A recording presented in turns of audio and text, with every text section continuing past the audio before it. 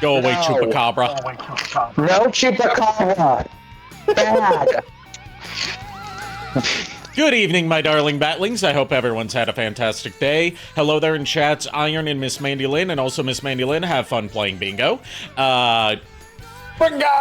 I know Iron's going to ask how everyone's day was. My day was fine. Didn't really do all that much today. I thought about going to the bank, but then I just ended up not doing it because I got sidetracked playing something. And then it was like almost time to start up the call by the time I noticed. As for me, just waiting for a package to be delivered, and went grocery shopping for caffeine and snacks for Saturday because D&D. Finally, fucking excited.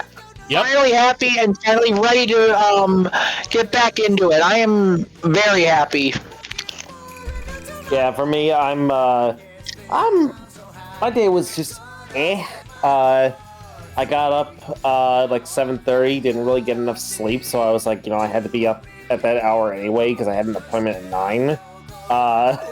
So I'm just like, you know what, screw it, I'll nap later, which I tried to, until, Widget decided to start barking at a robin that won't stop banging at our window. So no matter how many times I tried to sleep, she kept waking me up. I finally did get a nap for about an hour before before I hopped in the call. I'm trying to figure out if the robin was headbanging so much, then was it listening, which song was it listening to? Master of Puppets or One? One! One! Are you still telling me you guys are at the Tilted Towers? No. Nope. I don't believe you. That was Sonic's story. He didn't go to Tilted Towers. I know.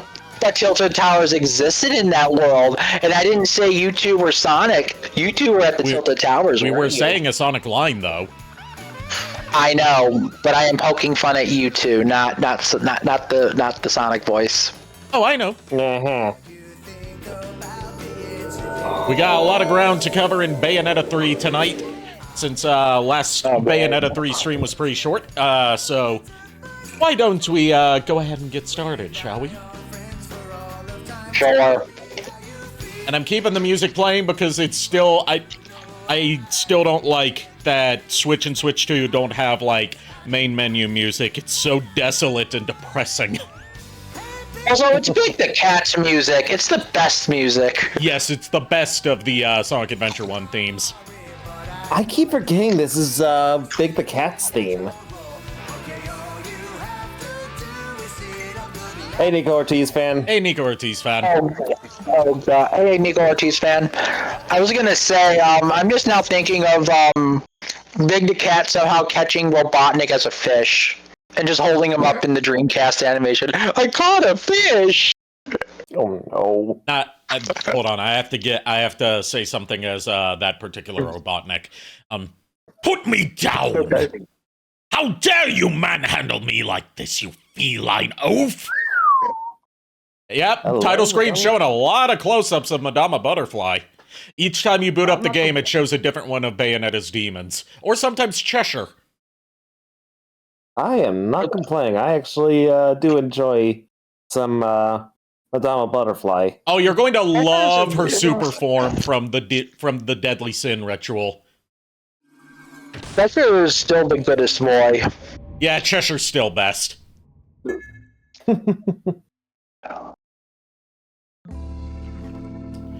All right, so we got the Alaroon whip and Alaroon demon summon now. And we finished Jean's first intermission stage, so off we go to the next dimension. Off we fuck. Off we fuck, indeed. And we also have our new costume, which is the Japanese Bayonetta costume. Oh, Okay. Meanwhile, back on the island of Thule.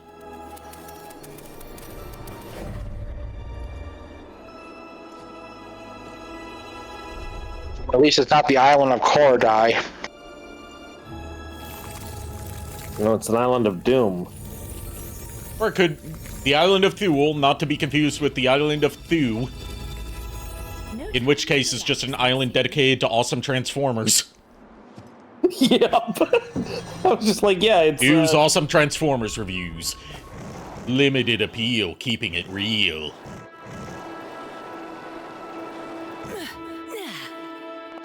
And we have her new weapon, which is the Phantasmarania yo-yos. Which we also use as roller skates. Yo-yos. And we can summon Phantasmarania now.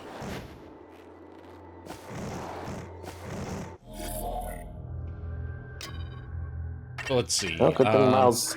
Good thing Miles wasn't here to see that. Well, he's not too bothered by Phantasmarania. Oh, he's not. Okay.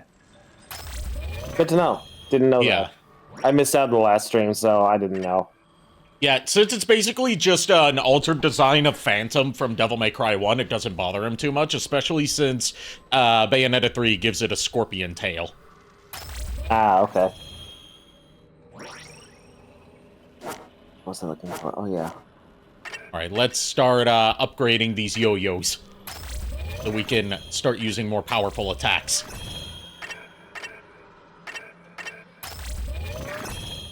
And upgrade the Aileron Whip.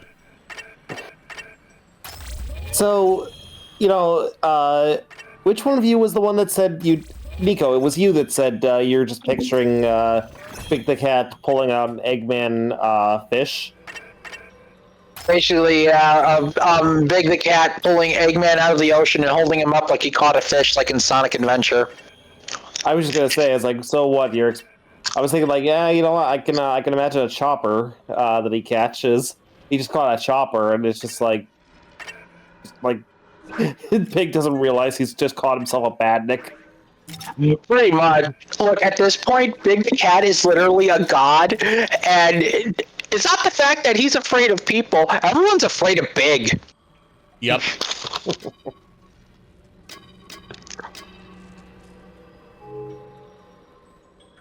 Might as well concoct some stuff while we're here.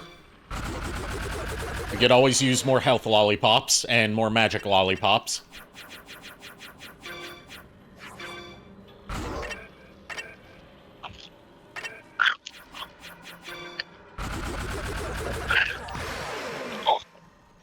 Yes, concoct. Emphasis on the cock. You're welcome, JKR. Since you seem to want the emphasis put upon that syllable in chat. Motherfucker, you're the one who did it. I'm not getting involved. I'm not getting involved. I just transcribed what I heard into chat. That's all I did. Yeah, I'm on JKR's side on this one. He was. Oh, I'm not denying that that's how my orc saint made me pronunciate it. God damn it. I just got an accent. You know, my accent wanders all over the ding-dang old United States, don't you know? And makes me think about, bears. I don't know. I feel offended. I feel offended as a Chicagoan right now. You should. Yeah, like, I don't know how many times I gotta tell you, we do not talk like that. Hey, JKR? I think we should give him a trip to the Chicago River during the month of March. Yeah.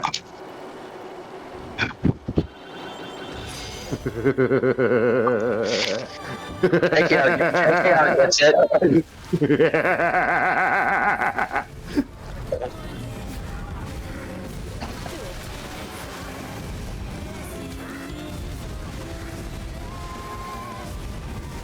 If it's anything like my trip to the River Thames, then no thank you.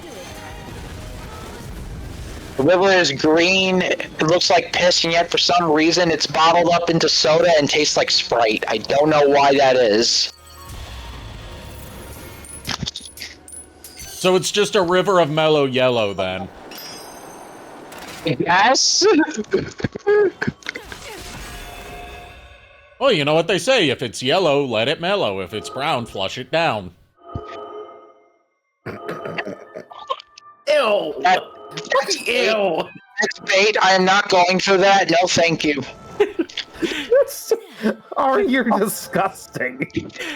I'm just going by what I was taught throughout my education. I'm from North Carolina, so my education wasn't very good. Say it wasn't. At least admit it.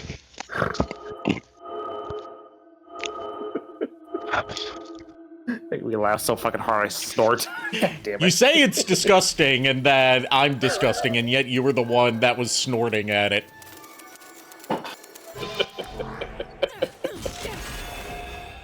And you say that you have a high-class sense of humor that's above toilet doo-doo feces humor. Fun here, I swear. You say you're too classy for angry video game nerd. Oh, fuck off, Ari. I don't know who off is and why I should fuck them. I have to get to know them first. I'm not into one-night stands. Oh, God. Look, I had a day, okay? Look, your boy had a day. He had to deal with their dog barking at a robin. Apparently, they were having a racist shouting match. All of a sudden, and then all of a sudden, he couldn't sleep. Thanks for the resub, Shadow Dragon. Boy, did you miss out on some good content last night for the Pegatron striking. No, you did. No, you did not. No, you did not. Watch the VOD of last night's stream once it goes up tomorrow. Nope. Shadow Dragon, the footage was doctored. Did you not believe her? She's a liar. The footage was doctored. It was AI. It was it was all AI. It was AI. It was a deep fake. When in doubt, deny it. You know what they say? Denial's just another state in the union. I thought it was a river in Egypt. Look, I'm no geographist. Every fiber of my soul is literally wanting to yell at you back because I do not. We have a visitor. Lulu, what's up, Lulu? Hi, honey. Welcome to the Chuckle House. The Chuckle House with our host, the Chuckle Fucks. As she leaves.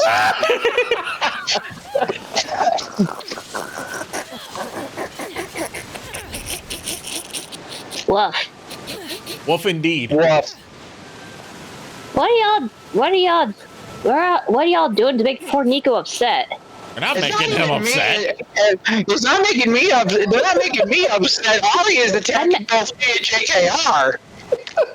What? I said, what are you making? That's what I meant. What are y'all doing to make poor Nico upset about?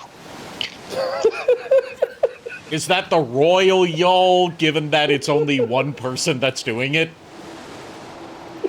Alright, what are you numbskulls doing to make poor Nico upset? I'm not doing anything. That's what we're trying to tell you. JKR is innocent here for once. Lulu, here's the thing. You know me, JKR, and you, Midwestern, citizens? Yes. Yeah, you're from that old ding-dang Chicago area where you enjoy your deep dish pizza and drink your RC cola and go to the sports stadium to watch the Bears. Yeah, now you know why me and JKR want to kill her. Yep. Now I understand completely why you want to kill them. You'll have to catch me first. I know where you live. That's not going to be too hard. We just have to put not safe for work photos of your waifus and or Rouge the Bat out somewhere, and we just trap you that way. I was going to say it's not hard because I'm a very slow runner. Well, that too. I mean, to be fair, yes, we would chase you, but why chase you when we can just lure you to us and just make it easier that way? Ooh, a piece of fan art. Ooh, a piece of fan art. Ooh, a piece of fan art. Bat hit smacks him over the head. I just come out with a fucking large ass melon, like, after all this is said and done, one of you asks Lulu like where I was sent off to, and she says, "Oh, she's being watched over by top men." Who? Top men. Yeah. Oh my god. You're welcome. Oh my god. I think I missed the joke here. I don't know. It's from Family Guy. Every episode it's from the episode with James Woods. They catch him using a bunch of pieces of candy and put them in like a little box trap. And at the end, like Brian asks Peter where he sent James Woods off to, and he says, "Oh, he's being watched over by top men." Who? Top men. And then it shows him being put in the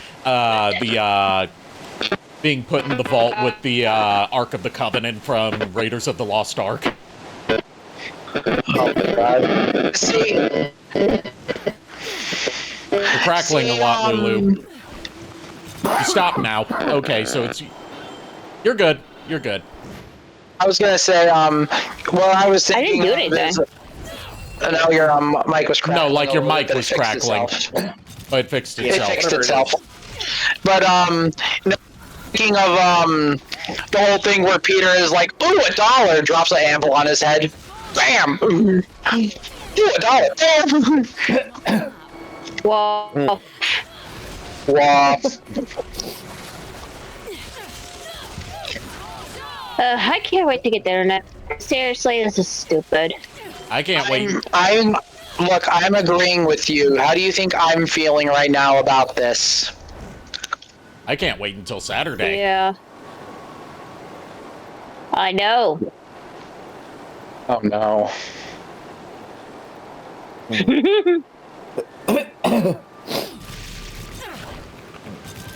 So chat, my address is 123help.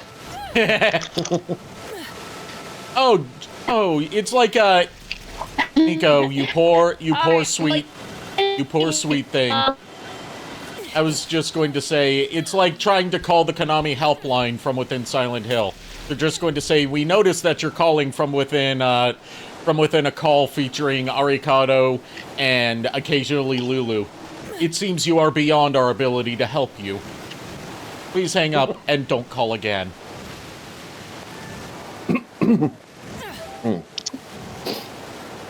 Well, this is how I die then. Fuck. Would you have it any other way? I would have my options. Look, if this is how you're gonna die, you're gonna take us all with you. How the fuck? You're gonna Grand Cross everything. No matter, I can't fucking concentrate. And knowing Lulu, she easily breaks my concentration, so... I mean, I think that would be a good thing. I mean, it is a good thing, but it's also a very, detrimental thing as well, because I can't defend myself at that point.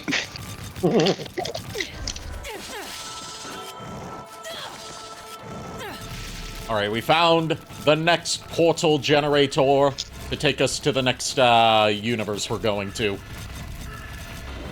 Last one was Tokyo. Any guesses for where we're going next? I don't know.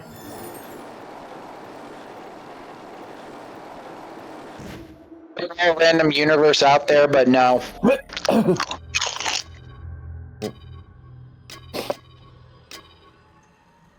Might as well upgrade some more skills. I'm gonna be doing this periodically. Because you really do have to be keeping up with your skill upgrades in order to stand a chance.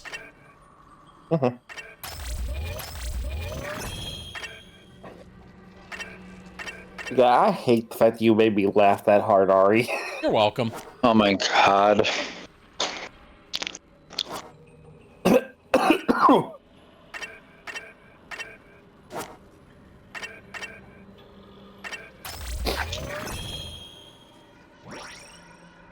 like I always say, neatness counts. That's right, Mario. And by the way, you got a piece of spaghetti on your overalls. Oh, fuck you, Luigi. Fuck you, Luigi.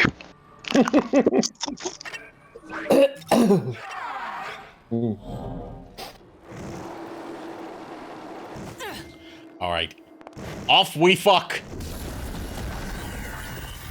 Shadow Dragon said, Andros, if I go down, I'm taking you with me. Never give up. Trust your instincts.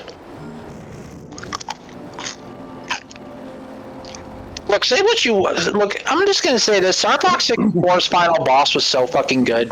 Yep. Also, gave kids nightmares. I can see why. Only I have the brain to rule Lilat. Only I have the brains to rule Lilat. You will die here, just like your.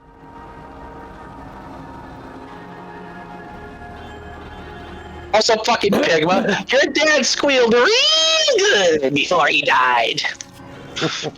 God damn Pigma. Pigma has ligma. Hey, hey, hey. Ligma balls. Oh no. Pigma Dangar was diagnosed with ligma. Pigma has ligma. Hey, hey, hey. Oh, God damn it. Corneria.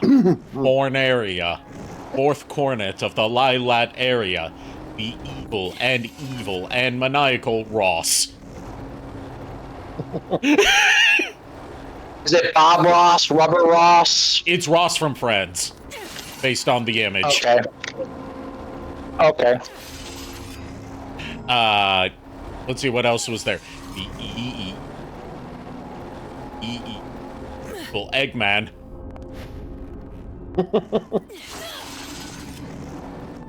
Oh dear God. I need to show that on stream sometime. Definitely, yeah. But I'm going to show that before I stream the new Star Fox.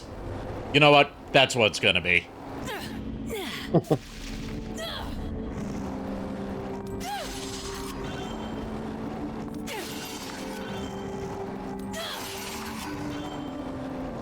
He turned this maniacal scientist into a psychical maniantist.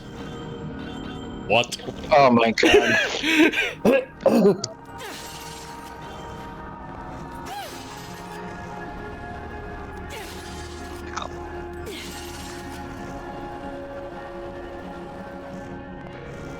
By the way, we're still in the chaotic realm because there's so much stuff for me to break and get seeds from.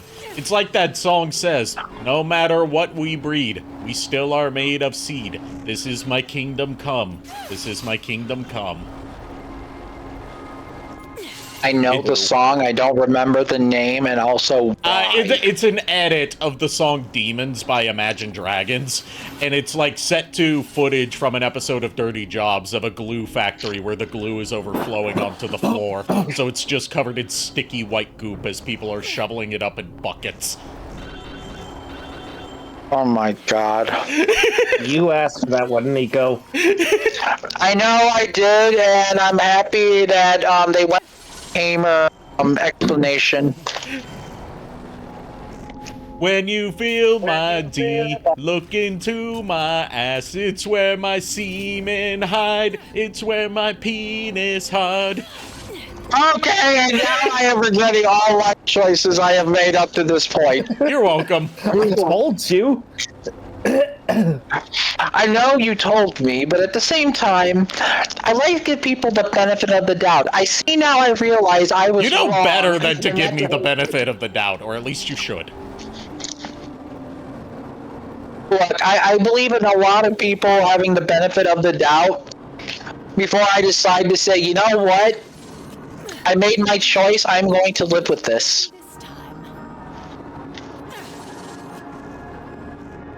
You've made your bed, you're lying in it. And the mattress is uncomfortable. Hey, Annette Renard did not raise no bitch. I'll live my life the way I choose. I can't help but just think back to what Hiei said in Yu Yu Hakusho Bridge. My mama didn't abandon no bitch. 2020. Fuck I was actually watching that earlier. Yeah, I was actually watching that earlier. I didn't finish it, but I did start watching it again just for on my own time because I was like, I need to hear this and see this right on my own time because it's like there's a lot of jokes that went over that just kind of got lost in not over my head, but they kind of okay. Technically they did, but not for like the fact that I didn't understand the joke, but more so that it's just I couldn't hear half the jokes being told. Welcome to ancient China. Oh boy. So years ago, I was Chinese. Years ago, Bayonetta was Chinese.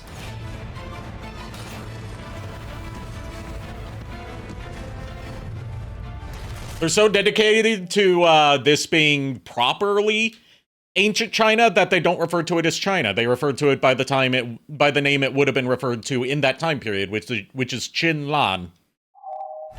Definitely, when we have time, JKR, I need to sit down, Ari, and watch, Sonic the Abridge Hog. Yep. Oh yes. Or the Sonic X Abridge. You would really love it, especially Eggman. And I'll have to do some more translating for our overly processed voice of Singularity.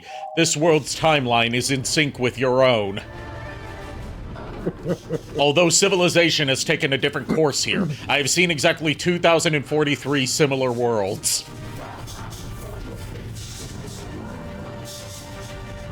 Simply astounding.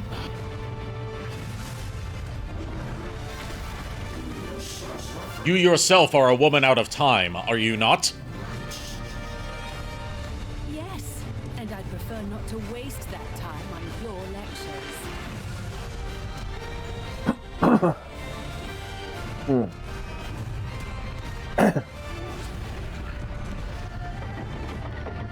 These homunculi certainly seem pretty Quintesson coded. Oh, hell yeah.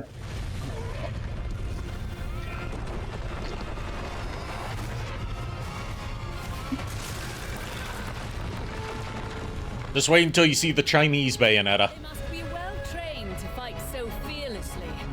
I feel a bit inspired to take up. She is gorgeous. In a badass way. Because she's a general in this world. Oh, nice. Oh. And she has a very unique demon contract partner in this world as well. That was not in any of the previous games, so it's a brand new demon. I hear Froggy. At least I thought I heard Froggy. Froggy, where are you?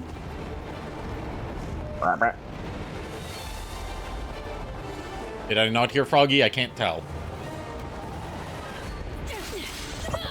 I will be right back. I have to go do something real quick. Okay. Might be a little bit, who knows, but I shall return. Okay. Pardon me. Ah, that was... And I think you're going to want to use the demon that Chinese Bayonetta has, if not as, like...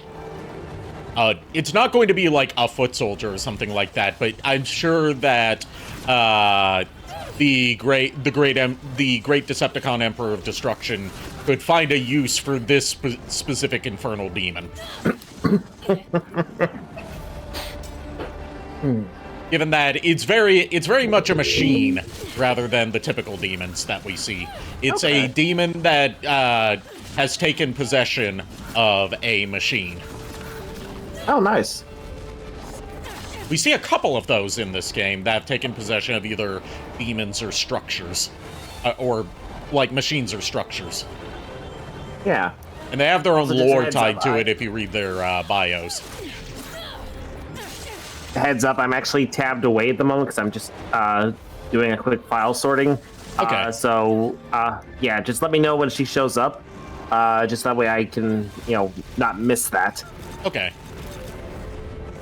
Yeah, sorry. It's just I've been trying to clear out this damn flash drive.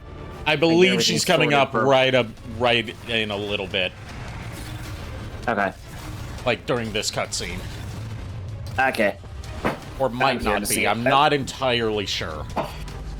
That's whatever. Mediocris. Mediocre. Oh, Mediocris. That's why I'm called Mediocris a lot. When I'm done with you, wish you'd opted for the middle I live a pretty mediocris lifestyle. And have a very mediocris diet. Now's your chance. now's your chance.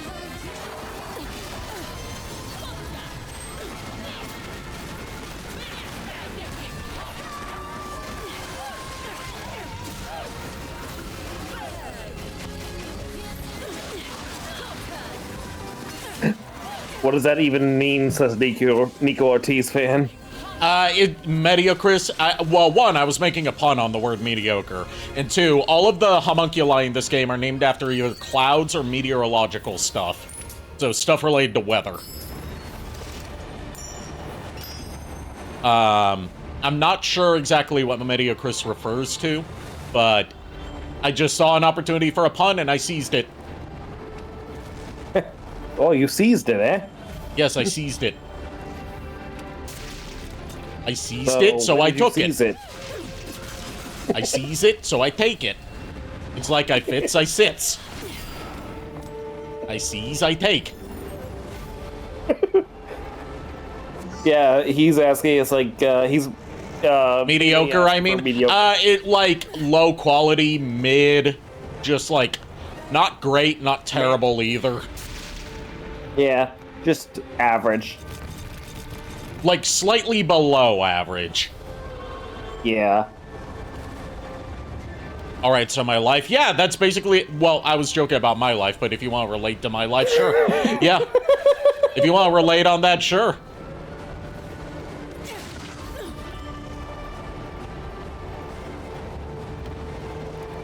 Not mine, no me. Instead of no you, it's no me. Okay, you two. I'm the mediocre one. Just the two of us arguing over who's the most mid. Ladies, you're both mid.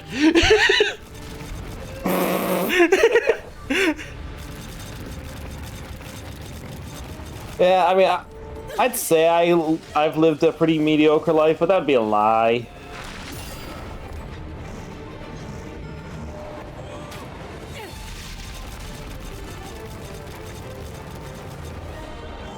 Also, since you weren't here for Spider Bayonetta, what do you think of her?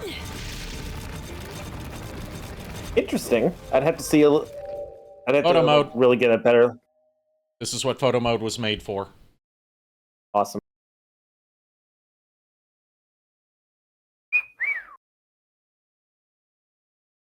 Hello, beautiful. Yeah, like I said, all of her transformations are sexy demon monster girl things.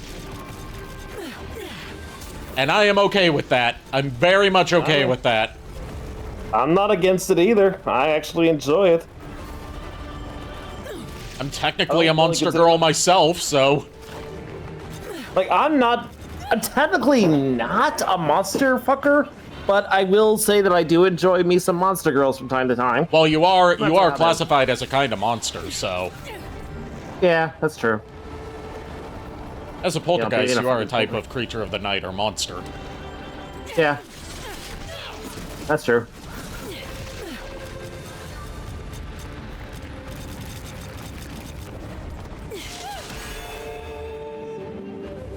Me too, would too, hell yeah.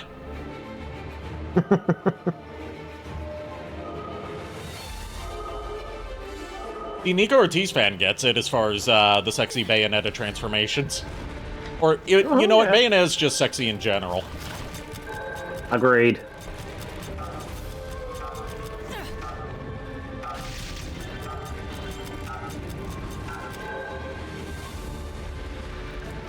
But yeah, honestly, I think Jennifer Hale is just like the best casting choice for Bayonetta. Like, Yeah. I feel like I kind of wish we had gotten a chance to like hear her from the get-go as Bayonetta, but I understand why we didn't. Yeah.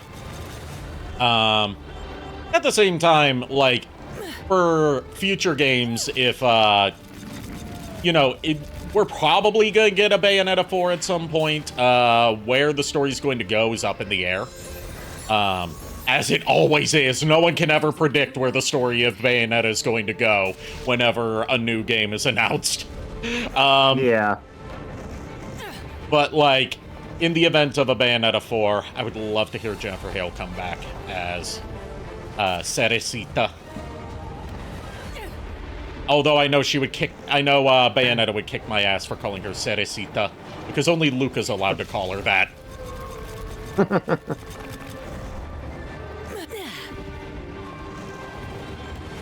Yeah, I gotta say that I still, like, I kind of prefer her old childhood haircut. The way she styled her hair when she was just a kid.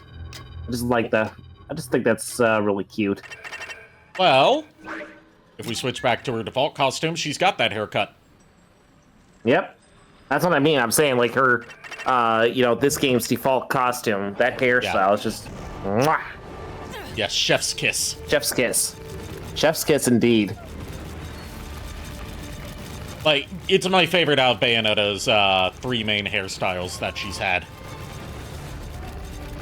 Yeah, I can't say I'm a real fan of most of the other hairstyles she's got. Like, I don't know, it's too weird to me, but... Like, the first one, Yeah, it makes sense when you read up about, like, what they were going for with her design. The beehive hairdo that she had was supposed to resemble a traditional witch's hat.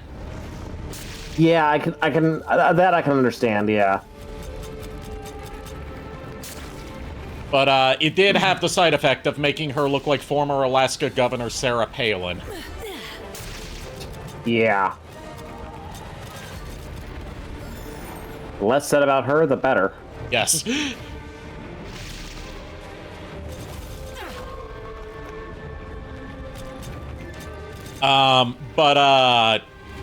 For Bayonetta 2, hairstyle was very divisive among the fandom, because they thought it made her look too old or too much like, you know, a mom, as opposed to a mommy.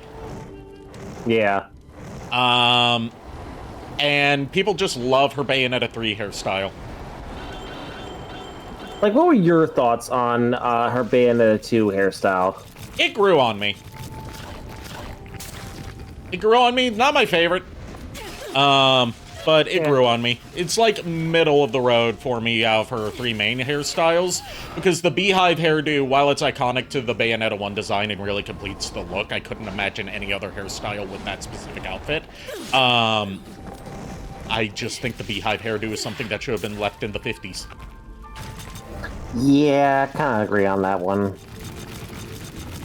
Granted, she is from the 1500s, but still.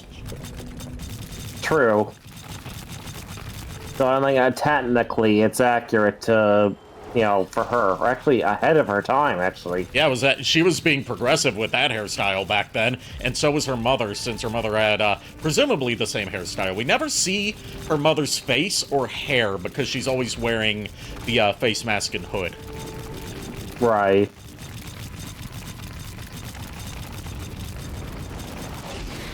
Also, I'm going to say, if you like Lupin the Third, you're going to like the final universe we go to. Okay. Because there's a lot of Lupin the Third inspiration there. And here's where we come across Chinese Bayonetta. Okay. Let's see this. And her infernal demon.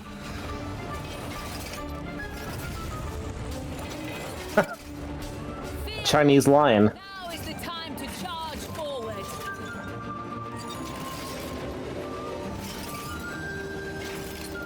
It's a flying demon-possessed train loaded with weapons. Awesome. Astro Chain, eat your heart out. Lies ahead.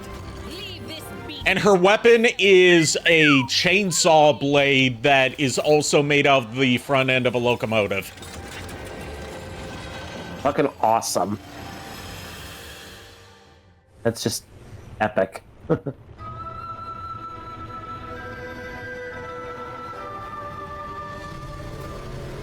And now we get to use that train. It's called Go On. War Train Go On. Charger of the Crimson Rim.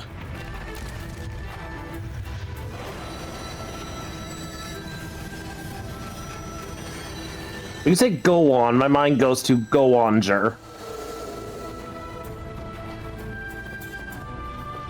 Like one of the Super Sentais. Yeah. Don't remember what. Go Onger was the one that was the inspiration for RPM. Yes, thank you.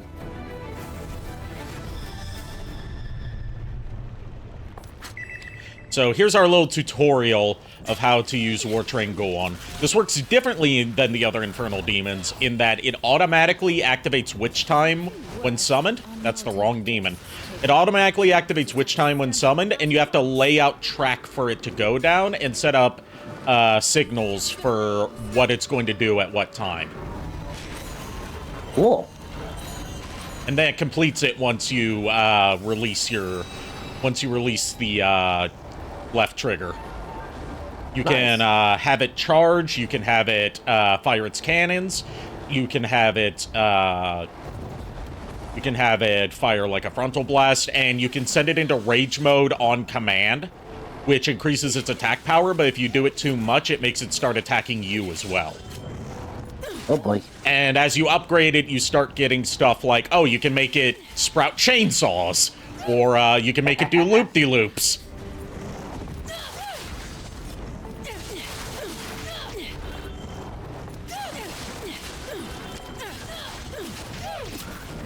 It's a demon that I don't use all that much outside of the China levels, because it's very situational. And it does make you a static target while you're laying out the track. But there are a lot of, like, high-level play stuff you can do with it if you put enough practice into it. Like, most, if not all, of the demons in this game, even if they are very situational, you can still do some insane stuff with them. Nice. Like, there's videos you can watch on YouTube of people pulling off all sorts of wild combos. Hey, Ricking, how you doing? Hey, Ricking. I was having pizza earlier, and I'm gonna be having pizza afterwards. So, funny you should redeem that. Great, now I want some pizza. Not because of the redeem, but because of what you said, Ari. It's a 5-cheese thin crust frozen pizza. I thought that was the Heisenberg clip. No, the Heisenberg clip is God,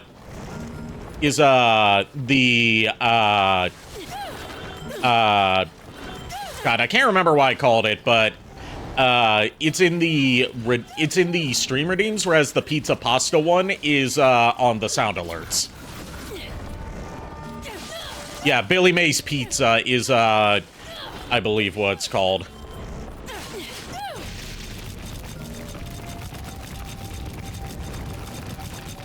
It's been a while since I've actually looked at the names of my redeems, apart from the ones that constantly get used. And it's about time. It's been a while since I've, like, added or altered any of them. There it is. It doesn't matter. Damn it, Walt. We did not order any fucking pizza. Can we at least just sit down and eat a piece of pizza?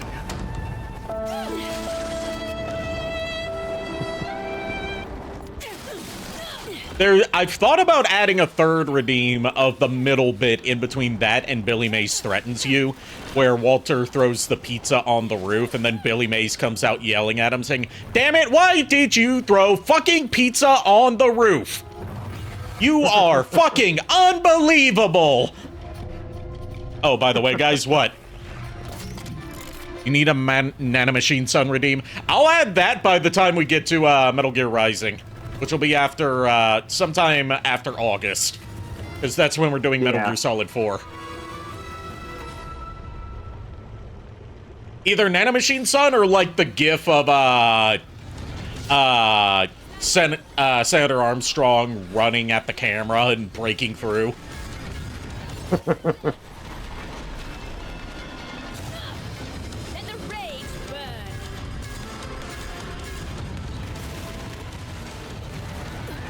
Oh, and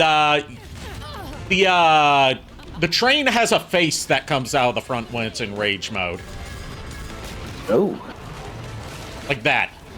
It's like a it's like a jester face, demonic jester face. Nice. So this is the Cuckoo Choo Choo. Now leaving on track 9.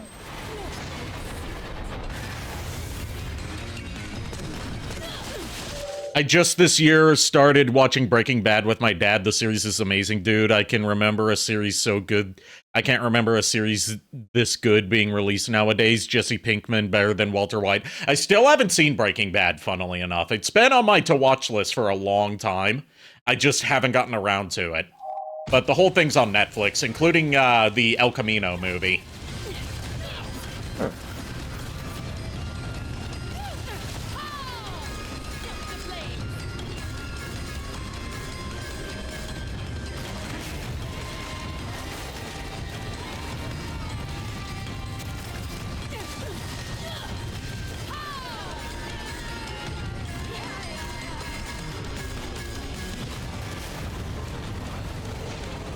Like the it's either blaster cannons. What it does is it freezes the enemy in ice, so you can score some extra hits on them, but it only does it for like a couple seconds. Like I said, haven't experimented with War Train Guan too much. When was the last time you played Bayonetta before starting to stream it? Today. That's why I was playing before starting the stream, where I almost ran out of time before the call. I managed to finish up the main. I managed to finish up the main story. I was talking about like before you start, not this stream, but like when you first started streaming the game for Nico. Earlier this year, like late last year. Because I've gone through parts where I've tried to record footage of it for a potential video. It's just like I keep scrapping my footage and restarting it because it's that autistic thing of like I'm never satisfied with what I have already, so I just keep scrapping it. The one thing I do know is like, and I've already asked the person involved with this and they've agreed to it, and you know, I'll just have to reach out to them once I have everything settled, is Mistress Dove is on board for being a guest for at least one of the Bayonetta videos.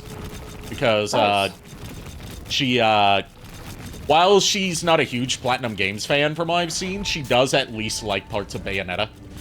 To the point where, without giving away too much about, like, her IRL stuff, when she got her name changed to suit her real self, she took part of Bayonetta's name as her own. Oh, nice.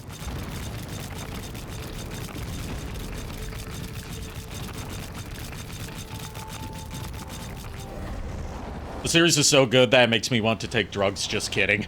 Remember, drugs are bad, okay? You do drugs, you go to hell before you die. Yeah, that's what Mario taught me. You do drugs, you go to hell before you die. Please. It's the please at the end that really seals it. Like, the please doesn't need to be there and grammatically doesn't make sense. But still. Yep. Now to chase after the kitty. Kitty, kitty, kitty. Do you want to pet the kitty? Yes, I want to pet the kitty. Pet, pet, pet. But Kitty's not here with us right now. Yeah, she's on stream break because she's dealing with someone that she needs to get a restraining order against. Yeah. I'm hoping for the best for her, because I know from friends' experiences who have had to get restraining orders against really bad people that sometimes the police just drag their feet about getting that done. Yeah. So I'm hoping she can get it done without too much trouble. Agreed. And I'm hoping for the best. Like, when I heard what was going on, my first response to that was like, do what must be done, young kitty. Do not hesitate, show no mercy.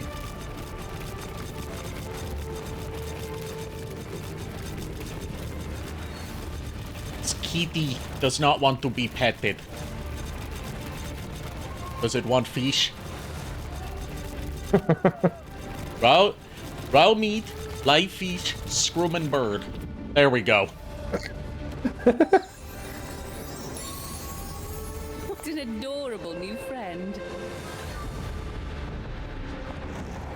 I need to show that ad on stream so people get what the hell I'm talking about when I reference raw meat, live fish, scrum and bird. Yep. I'm saving it for that segment I want to do where I subject you all to advertisements.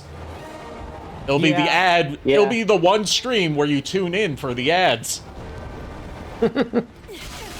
Yeah, which I still, I still have that playlist that I compiled to have my own list of stuff played on stream for you. Yeah, with how many people join in on these streams now, I figured it would probably be like we'd rotate with whose playlist we go with each time we do the segment, so that way not only do we get a variety and make sure that there's not too many duplicates, because, we're not checking each other's playlists.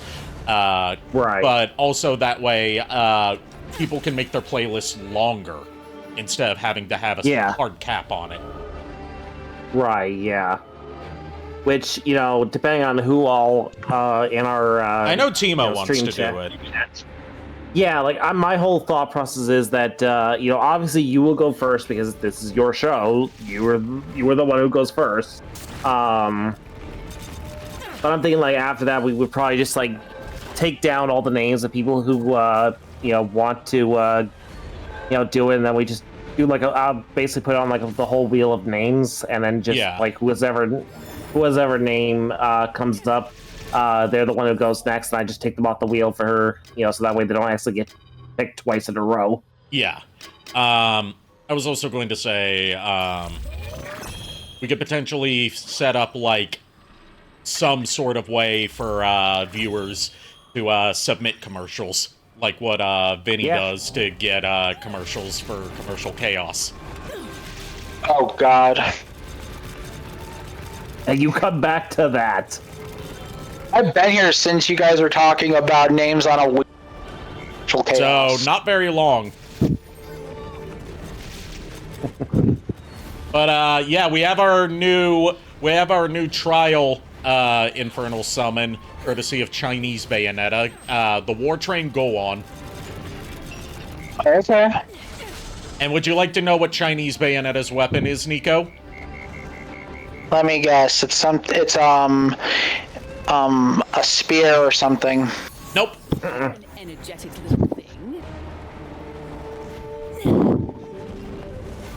It is a great sword with a chainsaw blade made out of the front end of a steam engine. Okay. And she has an eye patch. The battle is really heating up. And some scars on Makes her face. sense. Makes sense. Her character profile says that, like, no one knows whether she actually lost an eye or whether she's using it to intentionally handicap herself.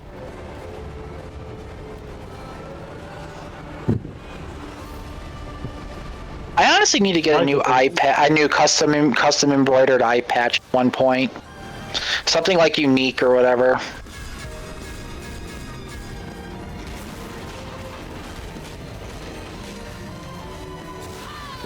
Like I'm betting she probably just wears it because she thinks eye patches are cool. They are cool.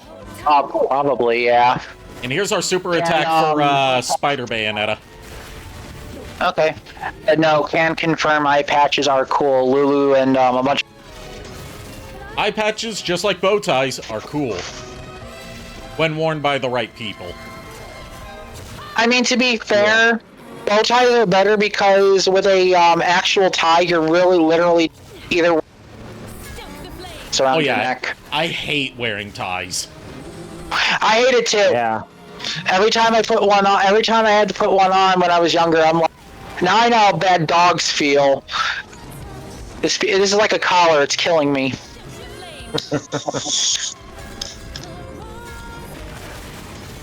Now you know why dogs enjoy being naked so much. God damn it. Why they Also, go wild another whenever random- you take their collar off. Yeah. Also opened up a random can of G Fuel. Got Tetris flavor. Ooh, nice. Play some Tetris, motherfucker. Oh yeah, it tastes like a bubblegum pineapple. Not what I expected Tetris to taste like. I mean, a liquefied Tetris block. I don't know what it's supposed to taste like either, but apparently it's bubblegum and pineapple a little bit. Given that Tetris is Russian in origin, I expected it to taste like vodka. Yeah. So Russian ju- water is what you're telling me. So, from my experience having drunken vodka before, it would just taste like pure alcohol, no flavor, just burning sensation. Yeah, me and my friend. Yeah, my friend calls it Russian water. Because it basically is. Yeah. Go ahead, JK. Oh, I was just, I was saying, yet apparently the Russians enjoy it. Look, in Soviet Russia, you can look, in America, you can always find a good drink and you can always find a good party. In Soviet Russia, the party always finds you. God damn In it. more ways than one. Judging by that logic and the way Castle Orlok works, not saying it's from Russia or anything, what you're saying is the party always finds its way into these halls. And Yes. God fucking damn it. But yes, that was a Yakov Smirnoff bit from a commercial for Miller Lite. Oh God. I'm giving Rosemary some head pats.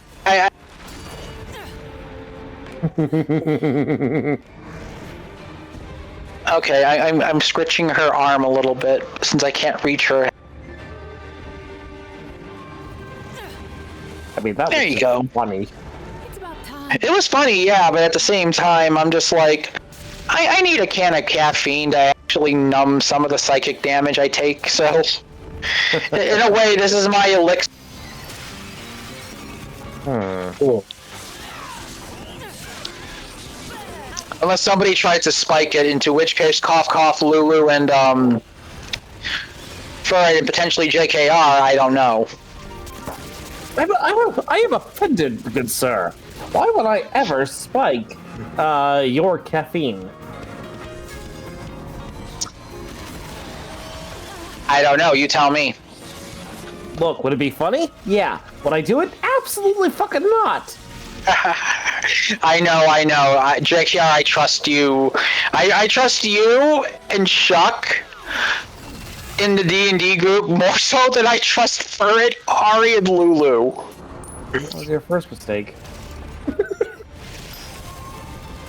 Look, if I was going to spike your drink with anything, it would be with spikes. God Just damn it, Ari. for the pun.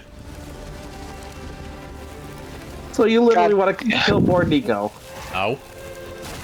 Look, I just want to play a friendly prank on him. Look, JKR, to be fair, in my line of work as a vampire hunter, almost everybody wants to fucking kill me. Also, what do we think of Plant Bayonetta from the El Rune transformation? Let's go into photo mode. This is the one that Nico Ortiz was like, you know what, I can work with this. I mean, if you sweet talk an Alaroon into loving you gently, they'll probably just keep you alive with barely any life and just keep you weak to have you stay in her arms. Unless she gets bored, then in which case she just tries to devour you. Because plants. Trying to figure out how to move the camera, because I could do that earlier, but it's not letting me now. That's weird. I've never dealt with the photo mode in this game. Let me guess, trying to get the money shot? Trying to get a good view of her because she's out of focus.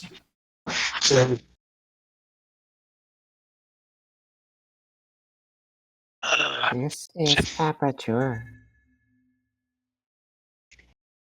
Oh god. You turn down the motion blur. Motion blur is an abomination upon video games.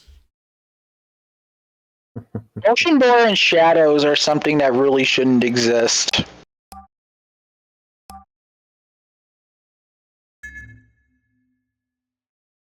Shadows are if Focal length. where they are, so am I. So what you're telling me then is you can't exist without the light. Because without light, shadows have no cast. And if there's nowhere for shadows to cast, it's just darkness. Meaning you don't exist. Darkness imprisoning me. All that I see. Absolute horror. I cannot live. I cannot die. Trapped in myself. Body my holding cell. I don't know how to respond to that. It's from one of my favorite Metallica songs. One. I know a lot of people meme on it in particular because it does have some very corny parts in it, but it still hits hard with me as one of the best anti-war metal songs. Specifically being about a World War I soldier who is left armless, legless, and in a vegetated state, but still aware of what's around him through being able to hear after stepping on a landmine. Oh shit. I mean, he was lucky to actually survive it, but... Survive being What'd you call? very loose definition because he's basically just a vegetable that's never going to be able to live on his own without life support. Okay, let me rephrase what I said. At least his whole body didn't become a spray of mist. Yeah. It's based on the film and book Johnny Got His Gun, Okay. which was a anti-war book from the beginning of World War II that was written, like, about World War I, since that was their most recent point of reference. Yeah. Okay. Also known as one of the most disturbing anti-war books ever. I haven't read it, and there's a movie about it from the 70s. Haven't read or watched the movie, but I want to see it sometime, but I'll get around to it. I mean, fair.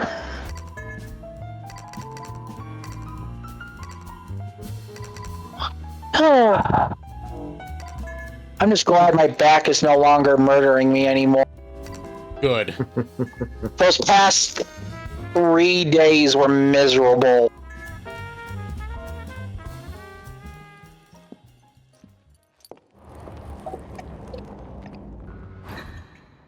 And we just bought an accessory called the Mallet of Rewards, which what it does is the accessories you equip as earrings on Bayonetta and Viola.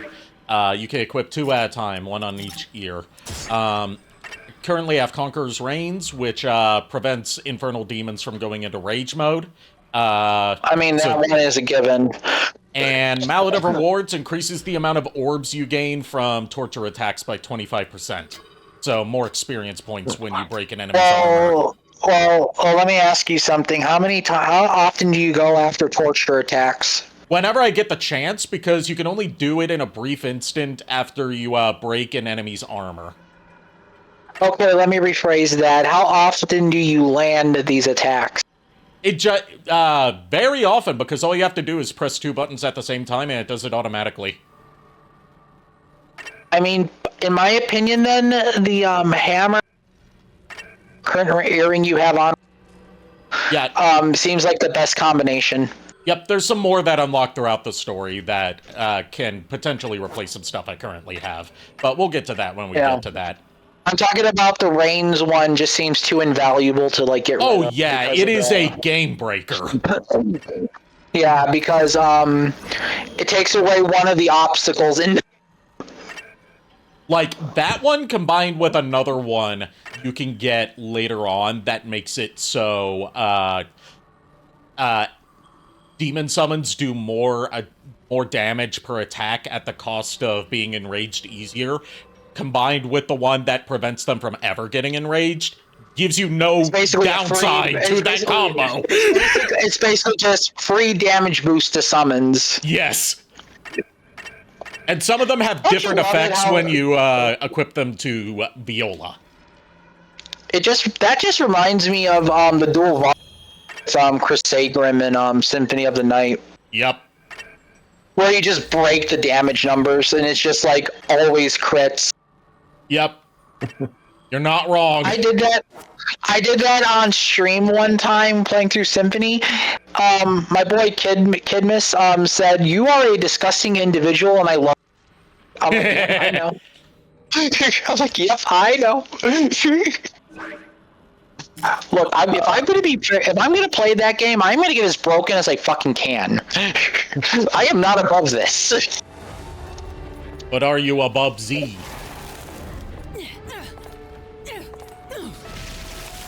I feel like this is bait, and I do not know if I wish to take it. Bubsy, Bubsy, Bubsy, Bubsy, Bobcat! God fucking damn it! It always goes back to that godforsaken Bobcat. What could possibly go wrong? I don't know, Bubsy. Everything can go wrong. I'm gonna open up a can of fucking Pringles. I just need something. Not just Pringles, Open up a fucking can. Pringles. Yeah. Sorry for it. I was gonna save these for your Donkey Kong stream, but I need something to hold me over a little bit. Oh. Well, you know what they say, once you pop, you can't stop. Yeah, it popped alright. The lid on the Pringles can shattered like brittle. Damn. I'm like, the fuck? By the way, one of the Sounds like, things yeah. that breaks platforming if you get the Alaroon, so the Alaroon stuff early is her third jump just creates a platform for you to stand on to then just chain into more double jumps. Oh.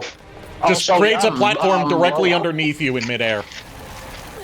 Also, loaded baked potato with bacon bits, Pringles. Ooh. Now, bacon bad. is a very specific flavor that they often get wrong in bacon-flavored stuff without, you know, actual real bacon. Oh no, they got it right. Okay, because They a lot fucking of got it right. times when they say like, "Oh, this is bacon flavored," that usually means it tastes like fat and salt. No, like this tastes like bacon. This does taste like bacon a little bit. So it's got I that can pork taste it. flavor to it instead of just the Yes. lard and salt. Yes.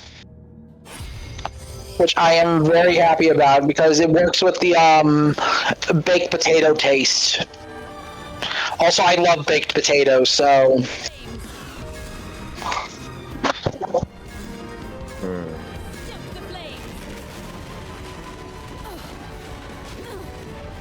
Damn, enemies broke my combo. I am gonna BRB. I'm gonna grab something from downstairs. So I'll be listening Okay. though. Also, see you, Shadow Dragon, if you haven't left already. Be a Shadow Dragon. Be a shadow.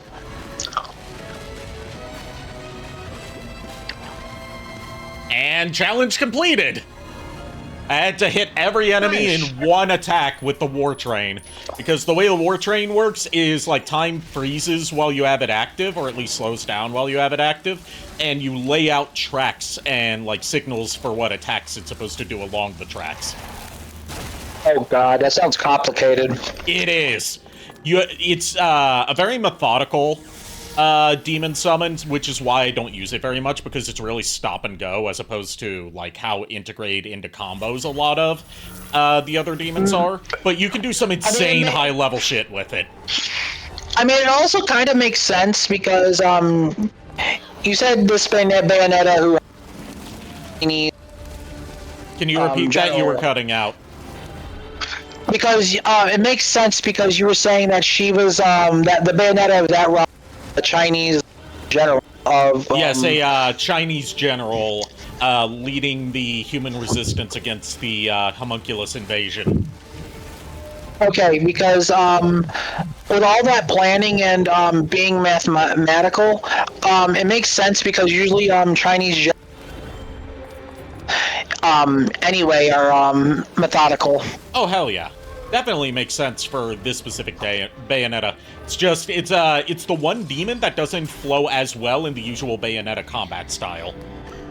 So it has a learning curve to it, but it can be invaluable if you put the time into learning its how to properly utilize it.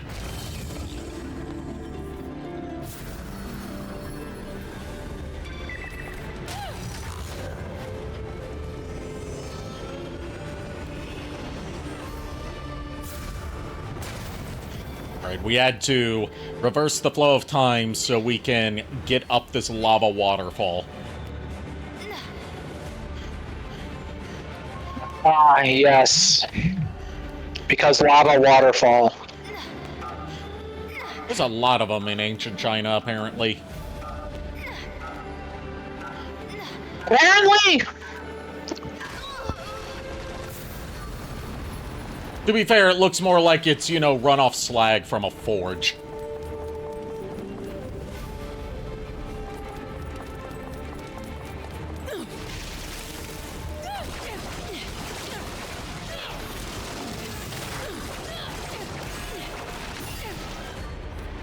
That's another broken witch heart piece. One more, and we'll have another full witch heart.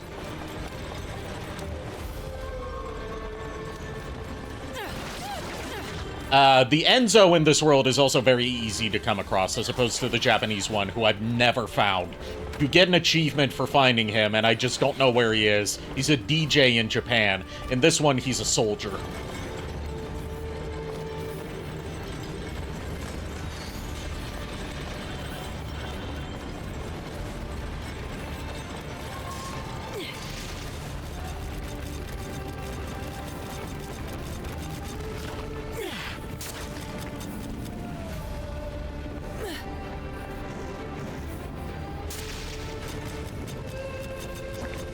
Alright, I'm gonna take it easy with the Pringles because, as good as they are, too many will upset the stomach.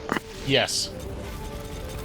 And like I said earlier, and like they say in the commercials, once you pop, you can't stop.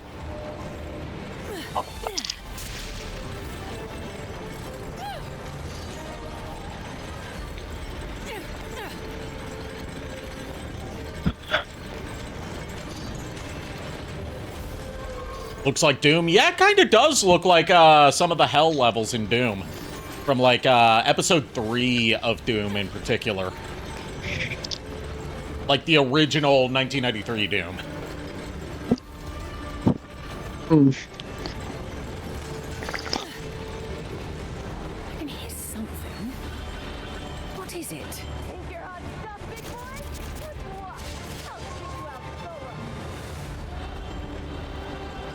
It's a different kitty this time. It's Viola.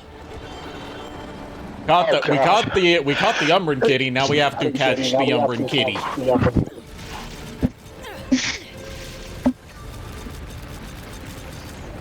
But it ain't the best kitty. Yes, not the best kitty.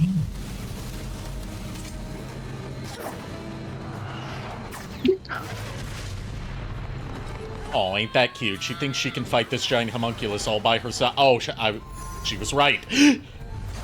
Never mind. Oh, cute. She thinks she can fight this herself. Holy shit! She cut off its arm by herself, and then it sucker punched her into towards a wall, and she grabbed onto a chain to save herself and swing back at it. So you were you.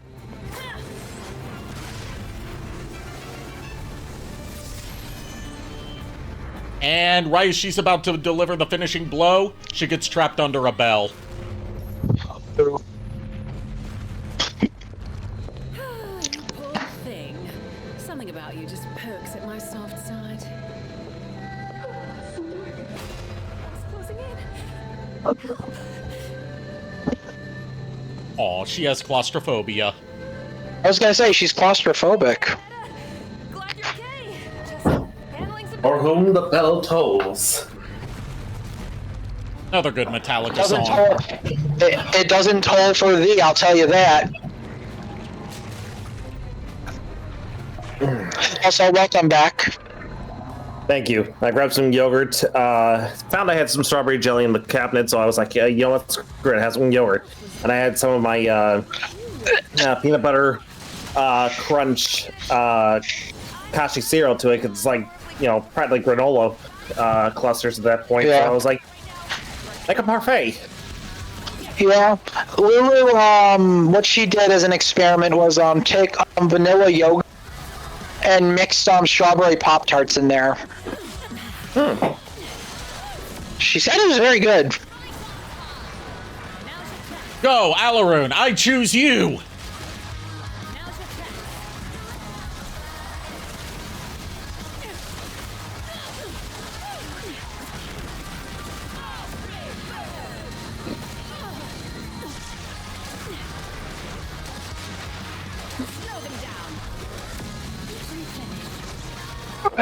And if you hear this song going on now, this is Viola's battle theme. It's called Ghost. And it was, its composition and lyrics were by the same guy that did a lot of the vocal themes for Devil May Cry 5, including Devil Trigger and Dante's theme, Subhuman. Cody Matthew Johnston, that's his name.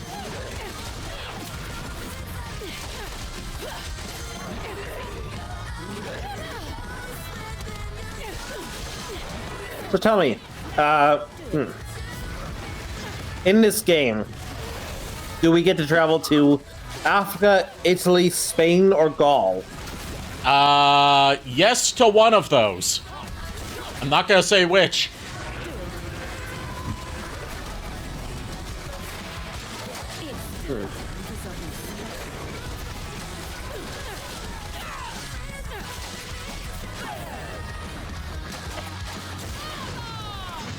Time for the climax.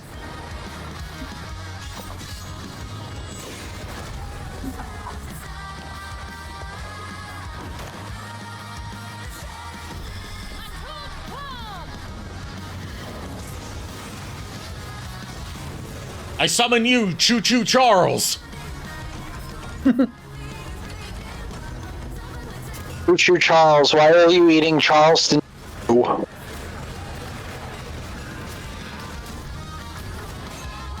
All cannons go, and now deploy the chainsaws. Oh, God. Like I said, demon-possessed war train full of weapons. So, I, compiled, Yeah? Oh, wait. Fuck yeah. Oh, my God. And that's the end of the stage, I believe. Next stage so we I get to was play is looking- Viola. Ooh, nice. So I compiled, Cutscene. how much it... Okay. I was worried you might be floating in the asshole of the multiverse or something. Oh, and I didn't need your help back there. I could have squashed a bug like that myself. I was just, waiting for the right moment, okay? Just trying to get that sweet finisher and put it down for...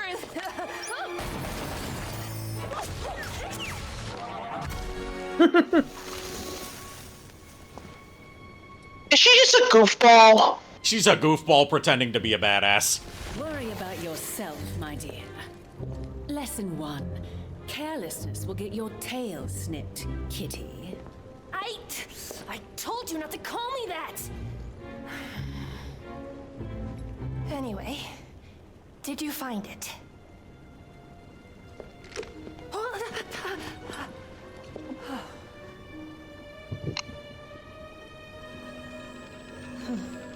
So the Chaos Gear was really there.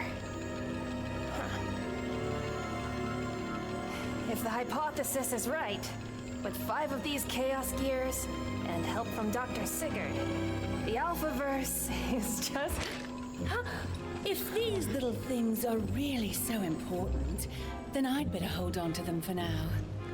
Maybe a bit too heavy for your little paws, kitty. Oh, don't make me say it again! My name is Viola! V-I-O-L fucking A! Viola! So angry and spicy. Yes, I love her. And here's Luca. She's really under your skin, huh, kid? But you gotta prove yourself to her if you want to move beyond nicknames. And that's the end of the stage. God damn it. So like I said, okay. I was gonna say, I was looking at, cosplay, stuff for, my paladin outfit for D&D, cosplay eventually. The hardest part is going to be, getting the sword I want made, stable to where I can pose with it, but also making it light and not break. There's a couple ways you can go about doing that. Yeah, there's a way I want to do it, because there's a 3D printed option where you put a small like PVC pipe in it. Yeah. To give it stable, to make it stable. My problem is I need to find someone to help me be able to sand it. Because without my vision, I can't sand it and I can't put a finish. Yeah. Excuse me. Aside from all that, I think that Paladin cosplay is going to be the most expensive and most detailed one I'm putting all my effort into. Okay. Looking forward to seeing it finally get finished. Yeah, it's not even in the start yet. Like, literally, there's a lot of individual pieces. Yeah, it's gonna be a ways off, but once it is finished, I can't wait to see it.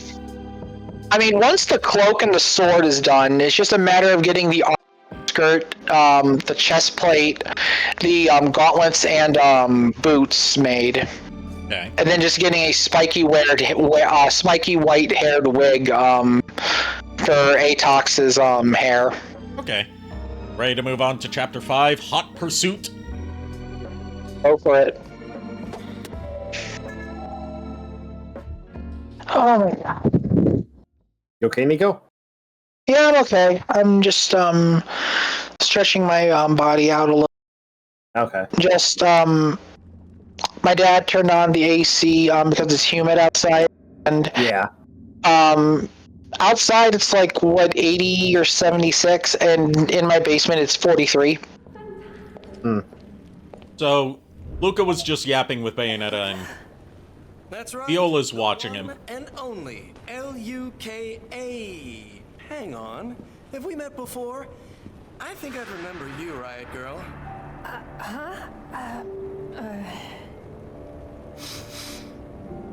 Extra ingenue.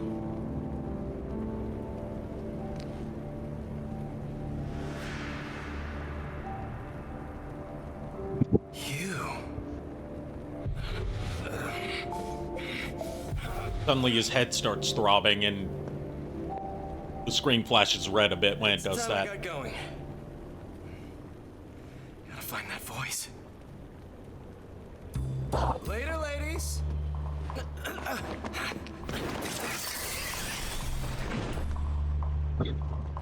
So Viola's a cat. What form is Bayonetta? Kitty, why I don't mean, you look after him? Bayonetta's usual animal association is butterflies. Okay. What? Me? By myself? Lesson 2. Learn to fight for others, not just for yourself. I'm sure he'll give you lots of practice. And besides... What? You don't need my help, right? Wait! Oh god.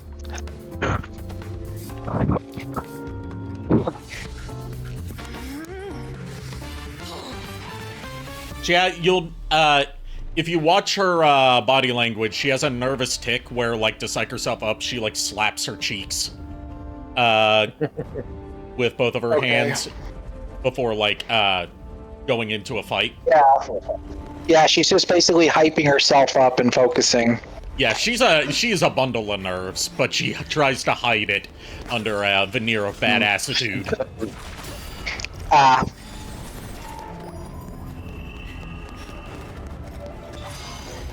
And here we get our first fight as her. Her witch time works differently than Bayonetta's. She has to block in order to trigger it, which you do with the right shoulder button with the default controls. I'm assuming it has to be a timed block or just a straight up block. It's a timed block. You have to hit, like, depending on how close you are to frame perfect blocking, that determines how long witch time lasts for. Okay, so hers is all like timed. All right. Yes. Her witch time was so hard to consistently pull off at launch that with one of the first things they patched in the week or two after the game came out was making her witch time blocks easier to perform by extending the duration that it checks for. Okay. Like, I played this at launch, and I beat it at launch before the first patch. It was a nightmare to consistently pull off witch time as her.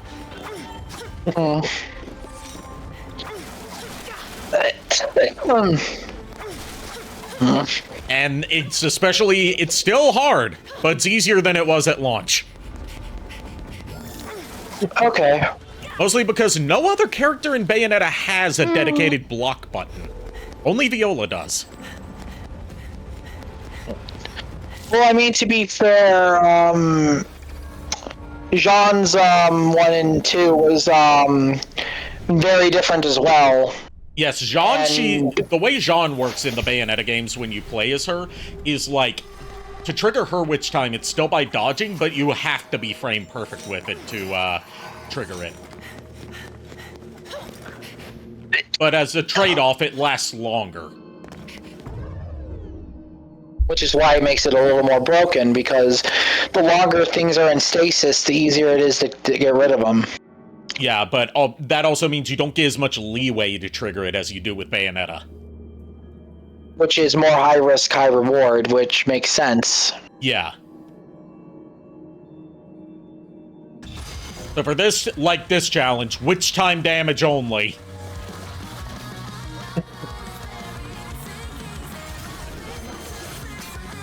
It's also a little wonky because when you block, it slightly knocks you back away from the enemy that you blocked. So you have to spend a little bit of that time, like, getting yourself caught up to your target. Which is why, in my opinion, I'm thinking with Viola's back to the wall, it's more beneficial for her because when she blocks, she doesn't get knocked back, and then you can just go ham. Yeah.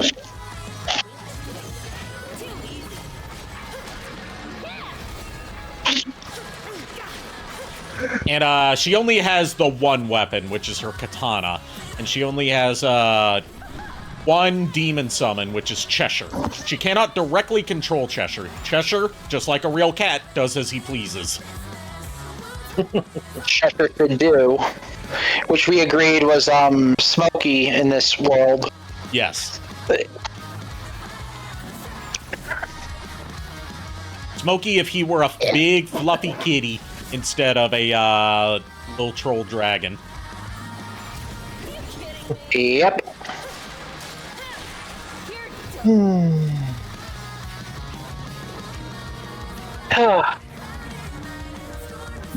Excuse me.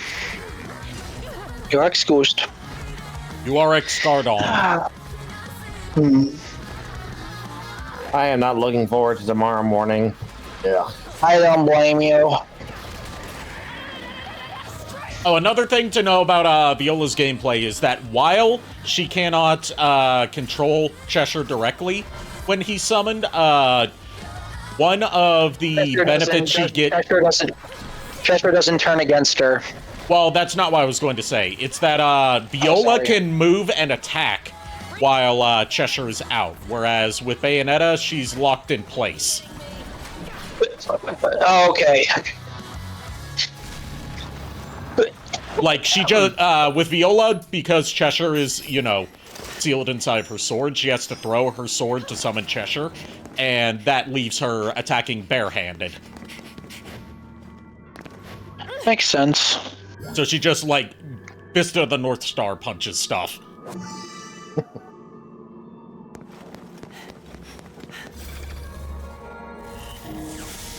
And she doesn't get a whole bunch of, like, fan servicey outfits, but like she instead you get different t-shirts you can have her wear that have different mascots on them from an anime she likes called Torture Cats, I believe.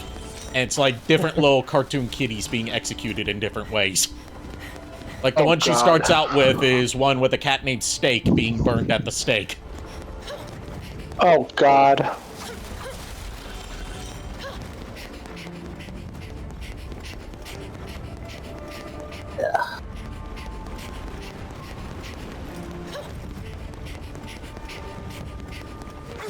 Not to be confused with steak as in, you know, cow meat. I get it. Because you said burning at the stake. Because I'm making myself hungry for steak. God damn it. I had steak yesterday, so... A little bit since I've had steak. Couple weeks. You're saying? Oh, I was just saying, it's like, you know what they say, the best way to kill a vampire is a stake to the heart. Yep. So, flaming yawn? Ribeye is my favorite.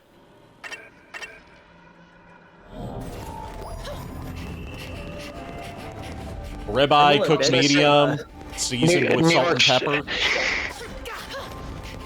Go ahead, JK. No, it's fine, go ahead. My favorite kind of steak, is a ribeye steak or, a porterhouse with, medium rare with, a little bit of butter, salt and pepper, and, with some of the pan juices stripped on top of it. Oh, yeah. That sounds good.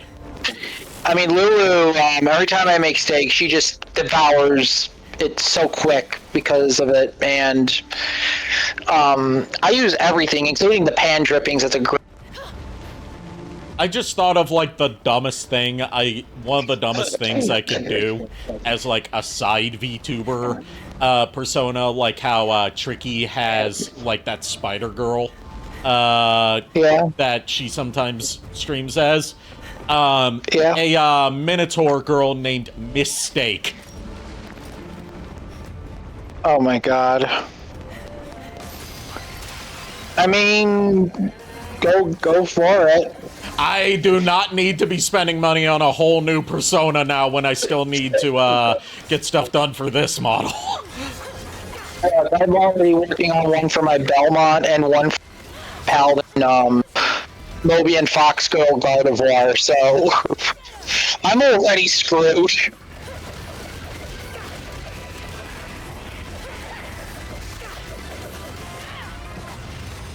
Speaking of Gardevoirs, I have Mint here with me. Hello, Mint. Yep, she is relaxing and enjoying the stream. She also says hello to everyone in chat as well as the call. Completely unrelated, but there was a clip from one of the Ed&A reunion panels that they've been doing at conventions, where I was able to show off my autism, my autistic superpowers with something that Tony Sampson, the voice of Eddie, said about, like, someone asked them whether they ever ad-libbed or improvised any lines in Ed, Edd n Eddy. Okay. And the story that he and Sam Vincent were telling was that there was one episode, like 7 years in, where there was a scene where Ed had to say the word rabbit. Okay. And the way Danny Antonucci, the creator of Ed, Edd n Eddy, is apparently a notorious perfectionist. Like, you do not ad-lib or suggest changes to the script. You do it as written or you face his wrath. Yeah. This was like 7 years into the show's run. So, Matt Hill, the voice of Ed, was like, wait a minute, Ed wouldn't say rabbit. He would say bunny. And that was the one time Danny Antonucci relented and said, you know what, that's right, change it in the script. Oh, God. And my autism with my love of Ed, Edd n Eddy and the side bit that Tony Sampson said about this being 7 years in made me figure out which specific episode and scene this was talking about. Oh, God. It was a later series episode where, like, I can't remember the name of the episode or the general gist of it off the top of my head, but at the end of the episode, it involves Double D being put in, like, bunny onesie, and I know what you're talking about. given to Ed as a pet, and Ed pets him and says, purr like a bunny, purr like a bunny. Oh, my God. One episode recently that lived rent-free in my head, one where Eddie had the elevators. Like the accordion-esque elevator shoes that he's trying to get. Oh, yeah! Yeah, the shoes to make him taller.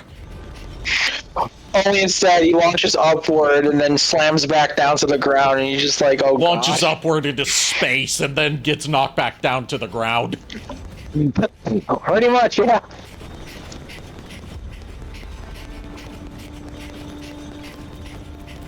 Like, Ed and Eddy are more so the Three Stooges of animation than the actual animated Three Stooges stuff is.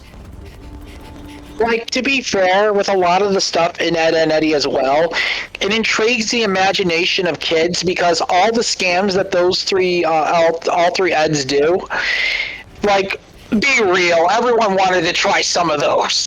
Yeah, I know I did. I wanted to try the fruit juice pops. I wanted to try that one. The other one I wanted to try is the, gelatin. The one where they jumped into the gelatin. Yes, that one too. I'm like, that actually looks really awesome. I want to try that. There's a video that circulates every now and then that came out like earlier this year about Ed, Edd n Eddy, and it's like a video essay documenting how many of Ed, Edd n Eddy's scams were actually fraudulent scams and how many were just like, you know, them actually trying to make something but on a shoestring budget. Yeah. So it's like, how many of Ed, Edd n Eddy's quote-unquote scams were actually, by legal definition, scams? Oh, God. And I haven't watched it yet, but it's curious. It intrigues me. Oh, God. I was gonna say, like, a lot of the stuff from Ed and Eddy, is very interesting. Like, I'm not gonna lie, and this, the one where the Kanker sisters debuted, where they gave the Eds the massive-ass burgers, that made me crave a burger for fucking some reason. I don't know why. Even though those were, like, the nasty-ass looking burgers. They look so greasy. Yeah, but for some reason they looked good, and I'm just like, no, I want a burger now. God and, like, damn Ed pulls out a straw to drink his burger. And then one of them pulls out, like, a fucking, cog or something. Yeah, that was Double D. Like, he bites into it and pulls out, like, a gear or something. The other one I liked, was the reverse psychology one. Yes! It's reverse psychology! Like, here's the thing, and I know it's cartoonish bullshit, but when Double D is panicking about the Kankers turning it back on them when he's looking through the book, somehow she just shows up. And then she just, like, traps him, and I'm like, how the hell? How the fucking hell? I mean, it's one of the rules of Ed, Edd n Eddy. The Eds, 9 times out of 10, lose in the end. Yeah, fair, but at the same time, it's just like, oh no. Like, Goldie's the one that, gets it. And then, like, that moment, she's like, wait a minute.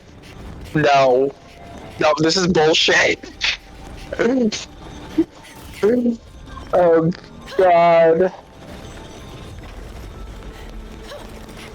Honestly, if I had to compare the Kanker sisters to anything that we've done in the D&D campaign, and VT are literally at least in some way just as chaotic as them. Moist, huh?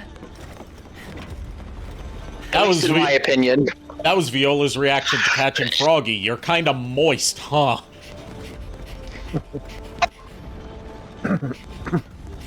Wow. I mean, he is a frog. Or rather, a toad. Yeah. Yeah. Not to be confused with the mushroom folk.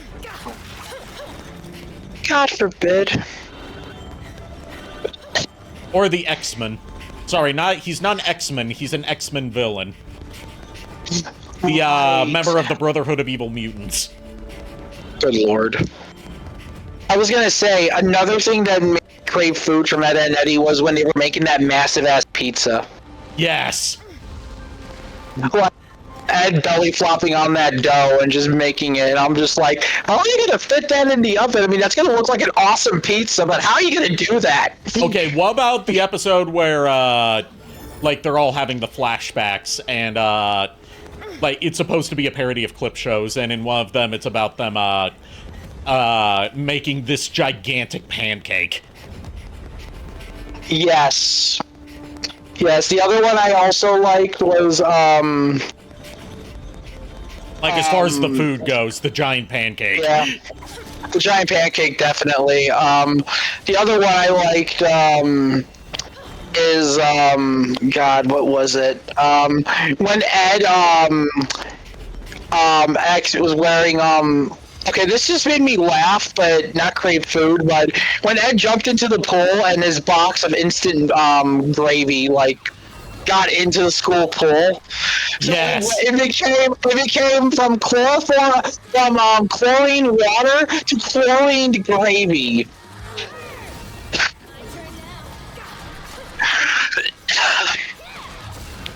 Oh, that is just my box of instant gravy for my mashed potatoes. Wait, what?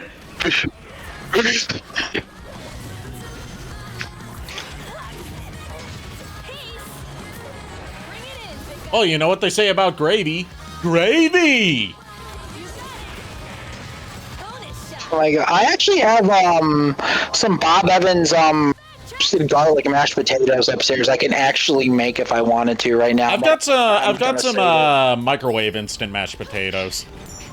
Yeah, that's also the one I have is microwave too. Yeah, this is like instead of being frozen, you add water to it and like microwave it for 90 seconds. Yeah, the one I have is in a plastic tray where you just pop it in the microwave and just microwave it because it's already like pre-made and done, and you just have to do that. Option if you wanted to add scallions and bacon if you wanted. Damn, y'all missing out here for missing out from here making a poutine. I've heard plenty about poutine, especially from the Swedish chef when he made poutine for a Muppets live show in Canada. I am jealous. I am fucking jealous right now. Like, the Swedish chef made poutine as part of a live show, and then, like, he took one bite of it, and he's like, oh, the heart attack, and then he has a heart attack and nearly dies. Look, poutine is actually really, really good. Like, holy shit, it's good. It's like potatoes, it's just meat, there's cheese. There's a lot of good stuff. Yeah, Nico Ortiz fan keeps bringing up poutine every now and then because he's aggressively Canadian. That's fair. The only way he could be more aggressively Canadian is if he were, like, saying sorry about everything. God damn it, no. No. Look, one thing I've learned Canadian, one thing I learned about times out of I did not hear a word of that. God damn it, I fucking hate my mic.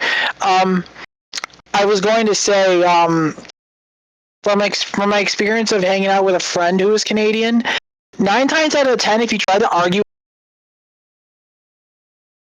You cut out again. you are going to. Oh my.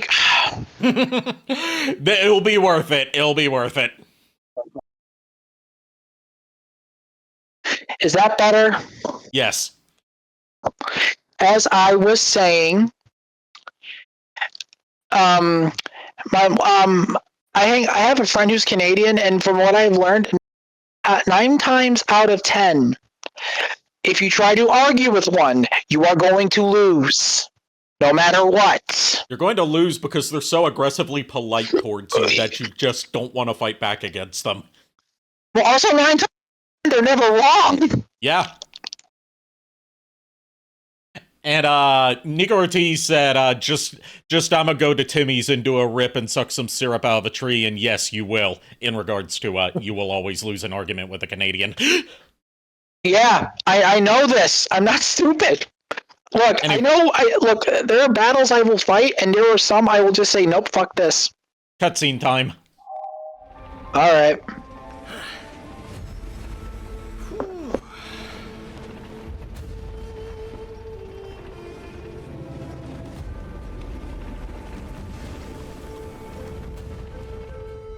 So there's Luca. Back here, Luca. Off he fucks. Good thing we have our own grapple gun.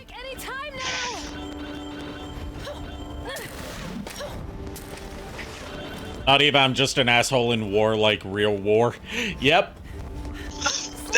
Damn! I swear, it's like you can't hear me. Look, there are 2 types of people that you do not try to argue with because you will always lose. Canadians and Latinas. Yeah, Latinos will just break up the chantla. Yeah. That, You okay, it's like, JKR? I win, you lose. Yeah, I'm fine. You've just been quiet for a bit. I don't really have anything to say. And here's Enzo. Whoa, careful! Are your eyes on your feet? Watch out! And not a word to say? Damn kids these days! There's Chinese Enzo. Oh my god. He was carrying a ladder and Luca knocked him over and landed on top of a cannonball and started rolling down on top of it like a circus performer down the hill. Look, no matter what dimension you are in, Enzo is always losing. Yep. It's one of the universal constants. No matter what universe you exist in, Enzo is always on the bottom.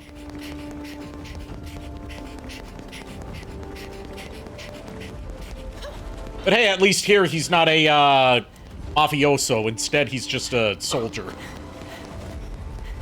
To be fair, Enzo had a wife and kids, which means technically Enzo got laid. Yep. And now his wife and kids are dead. Yeah. And everyone's like, suck it up, you big baby.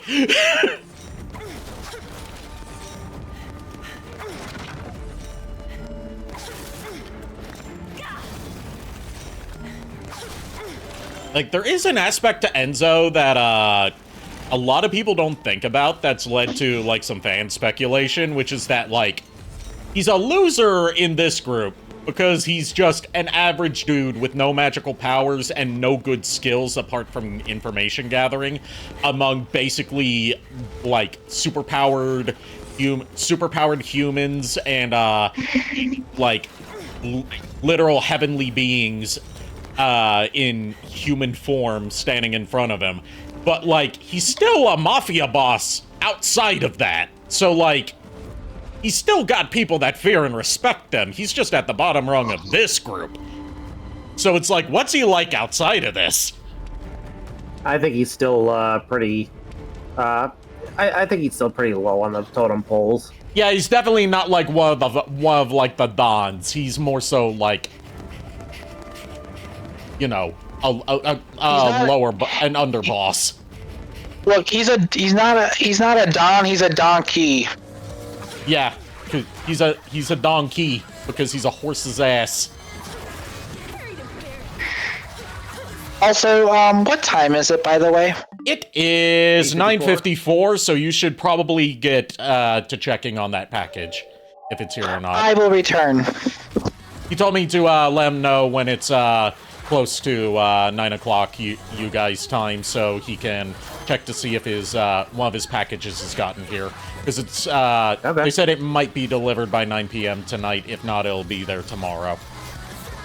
Okay. It's the Tails plush that he is super excited about. Oh. I see.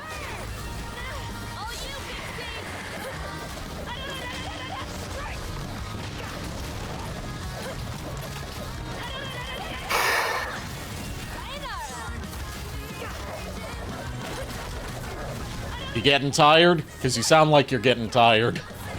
It's just one of those nights where I was like, I don't want to go to bed. I don't want to get up in the morning. I don't want to deal with my math class. Ah. How many sessions left do you have in that math class before you're done? Let's see, because we basically just started last week. Oh, so this is like a summer class? This is my summer class, yeah. Okay, I didn't know that part. Yeah, no, I'm taking this over the summer because it was like, why delay the inevitable? Why delay it when it's like Get it done. one of the last things you have to do before graduating? Yeah. I can respect I that. need to get That's Yeah. smart thinking. Yeah, so I'm just like, and it's all via Zoom and everything. I'm just like, Yeah, The problem I hate is that the taking professor- classes via Zoom. I don't mind it per se. It's just, you know, the issue I have with this is that the professor gets, like, she's dyslexic. She's admitted as such. And she has stated that, like, we're supposed to get like 20 minutes for break time total. So, and our classes are like 3.5 hours long. So, you know, with my ADHD, I need a break every now and again. Well, last week for the 2 classes we were in, total amount we got for a break was 15 minutes for like combined between the 2 classes. So I'm actually going to send her an email tomorrow morning and be like, you know, Professor, I've got ADHD. Can we like take our 5-minute breaks like at like on every hour or something like that? That way we can you know, kind of recover from all the stuff that we're learning. I'm actually low-key kind of jealous that you're able to you know, push on through this, because like the one time I took a Zoom class, it was a disaster for me because I just cannot stay focused in online classes because there's so many distractions around me that make me want to turn my attention away from important work I need to be doing. It's why I just can't take anything that's online only. So mad props to you for being able to you know, give it a good effort. Like, my whole thing is this. I have taken 3 Zoom classes total, and that includes this one that I'm currently taking. My first one was African American Studies, which honestly was just like one of those things where it's like, I took, despite the fact that it was via Zoom, I was, you know, sitting in on that class on campus just because I had another class that was like it was like 10 minutes after that class was finished, so I was like, I had to be on campus anyway. And then the second course that I took via Zoom was the math course I took last semester. Soaked and tired of this shit. But yeah, it's just like, I will admit, I was getting super distracted with this class, only for the fact is that it's just a lot of lecturing. I don't really have like an opportunity to really just learn and take down anything that we're told to do. It's like, Like, I can't... Like, if I have something I'm supposed to be, like, working on during class, different story. I can focus on that, no problem. I have no issues with that. But when it's just, like, full-on lecturing, I'm just like, yep, when are we gonna actually get to some actual, you know, work to do? That's me with college-level math classes in general. Yeah. Like, I know technically for the course, like the career that I want to go in, I don't really need a college degree, but I'm this far in, I might as well just see it through at this point. Yeah. It's not like having an associate's in theater arts is gonna, you know, like open any doors for me. It's just gonna be like, hey, it's just a little something I have under my belt. I can say that I at least have a college education. Yeah.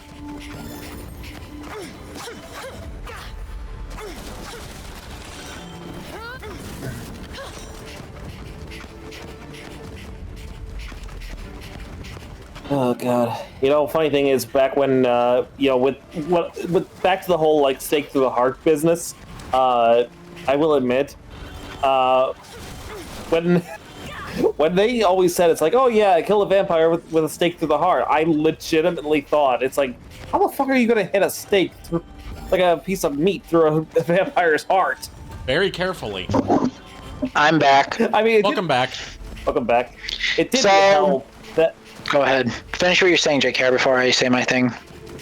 It didn't help with the Super Mario Bros. Super Show when they had, like, in the live action segments, when they had a vampire that apparently this was like the first episode of the Super Mario Bros. Super Show that I ever watched, where apparently a vampire actually made himself at home in the plumber's basement. I know what you're talking about. Yeah, so it's like they're looking through a book, saying it's like, you know, trying to figure out, it's like, how the fuck are we supposed to kill this vampire? And it's like, let's see, a stake through the heart, and it's like, you kidding? Stake costs however much money a pound. So like, I was as a kid, I legitimately thought that's what they meant by stake to the heart. Until I actually saw a legitimate vampire movie, and they actually took a stake, like a wooden fucking stake, and I was just like, oh, that's what that was. Because I remember even before that, when I was like 5 years old, I watched the Ghosts of Maiden's Peak from like Generation 1 of Pokemon anime. Oh no. And there was like that one, it was like, you know, Missy is like, you know, she pulls out a fucking cross and just holds it up ghastly. And she's like, it's a cross. I've also got garlic, a steak, and a hammer. Like, I legitimately thought she said stick. Because I was like, a stick? What does a stick got to do with any of this? I mean, a steak is just a glorified stick. I also have garlic, a steak, and a hammer. What do I look like, a vampire? Something? Yeah, but apparently, despite the fact that he's not a vampire, he hates sunlight. Well, most ghosts don't really like sunlight. Usually ghosts exist more in darker places rather than light. They can exist, but they're weaker in light. Yeah. Yeah, haven't you seen the documentary series Luigi's Mansion? Oh god. Also, say the other thing. It wasn't there. Lulu looked it up. It's still with the USPS, apparently in transit or something. Yeah, we're assuming it's in Illinois. Yeah, I was telling you that it's probably just gonna get there tomorrow. Yeah, I was just checking. Also, apparently the controller's in Tennessee. What? Last time I checked, it was in Indiana. Oh. Okay. And then I was gonna say, speaking of the vampire thing and the Mario Bros. Show, the one thing that made me laugh in that whole series was the fact that Bowser was gonna tell Toadstool that I'm gonna turn you into a tomato sauce sucking vampire just like me, and it's time for you to join the loyal brotherhood of vampires. Brotherhood, but I'm a girl. Fucking, I'm like fucking what? Also, the Sniffit spiders. Literally, they had a piranha plant that was just like a glorified bug zapper. Also, while you were gone, you missed a comedy moment with Viola that was playable, where her ass caught on fire, so she had to run downhill towards a lake while dodging obstacles to put out the fire.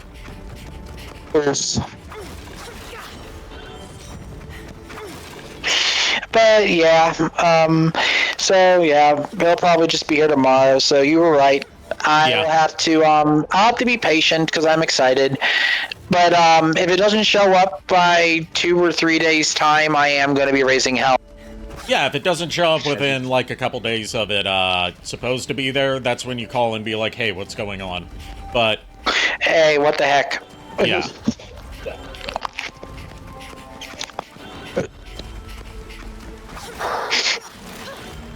Just remember, in transit and out for delivery are two different things.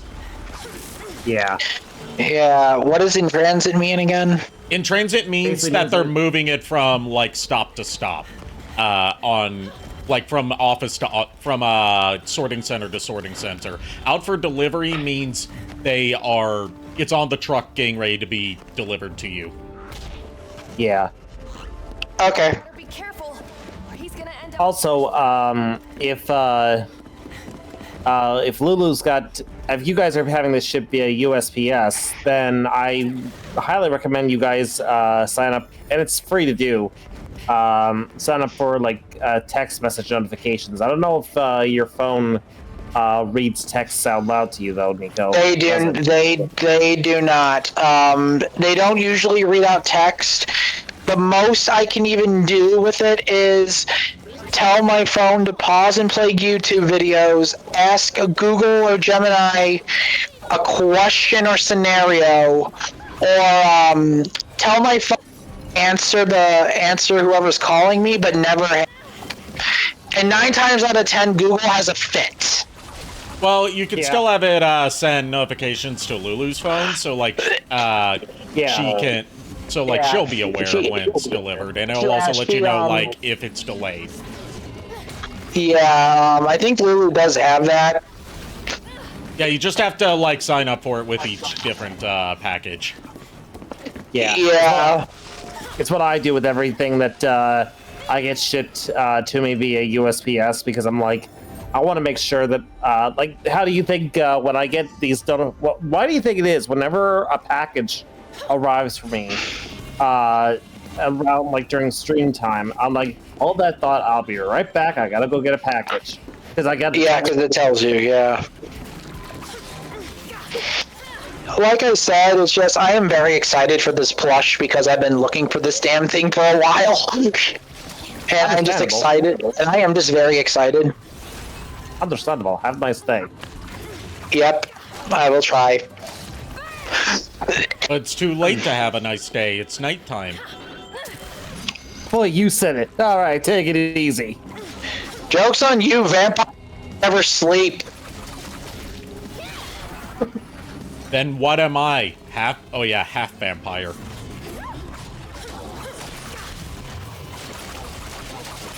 The church ain't gonna do shit against vampires and creatures, so it leaves it to us Belmonts to actually do the job that they've refused to do. It's a dirty job, but someone's gotta do it. I was gonna ask you guys if either of you had seen that Family Guy bit where it was like, hey Peter, hey, what's going on? Is something wrong? No, everything's cool right now.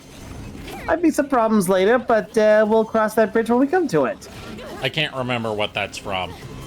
I don't know. It sounds familiar. I'm just trying to remember the setup for it, or like the scenario where that happened. all I know is that Peter did something stupid, and someone basically calls the house. Lois picks up and is like, "Peter did what?" Oh no, I know what that is. That's the episode where Chris has a bully. So Peter goes over and beats up his bully, as in like beats up like a 10-year-old kid. Oh jeez. And then he comes back home, and that conversation plays out. Because Lois is like, Peter, you beat up a kid.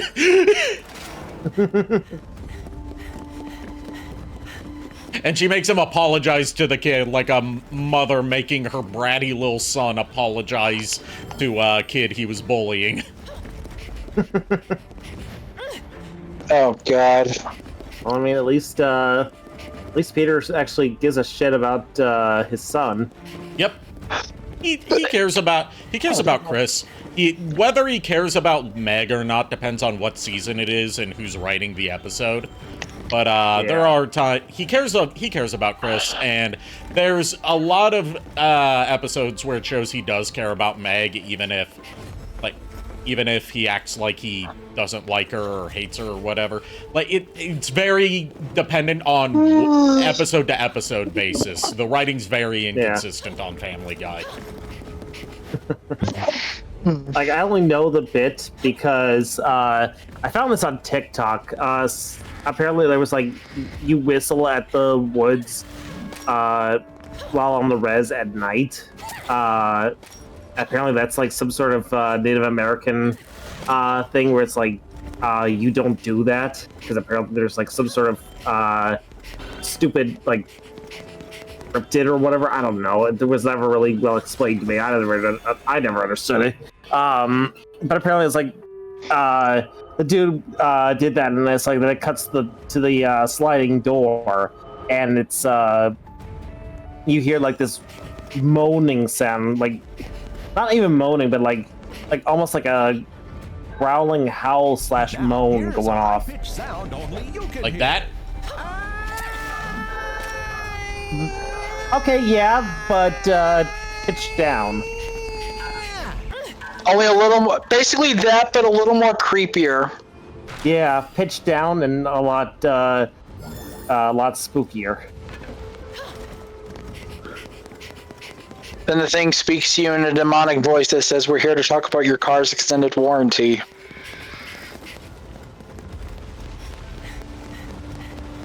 Also, nods to teen, Chris is 16. This was in earlier seasons where Chris was like an undefined age, and in the episode, like part of the gag of Chris having a bully is that it was a younger kid that was bullying him, as opposed to someone actually his age. This was like I want to say like a season 3, season 4 episode. Oh, so you were saying, JKR? Fun fact, actually, I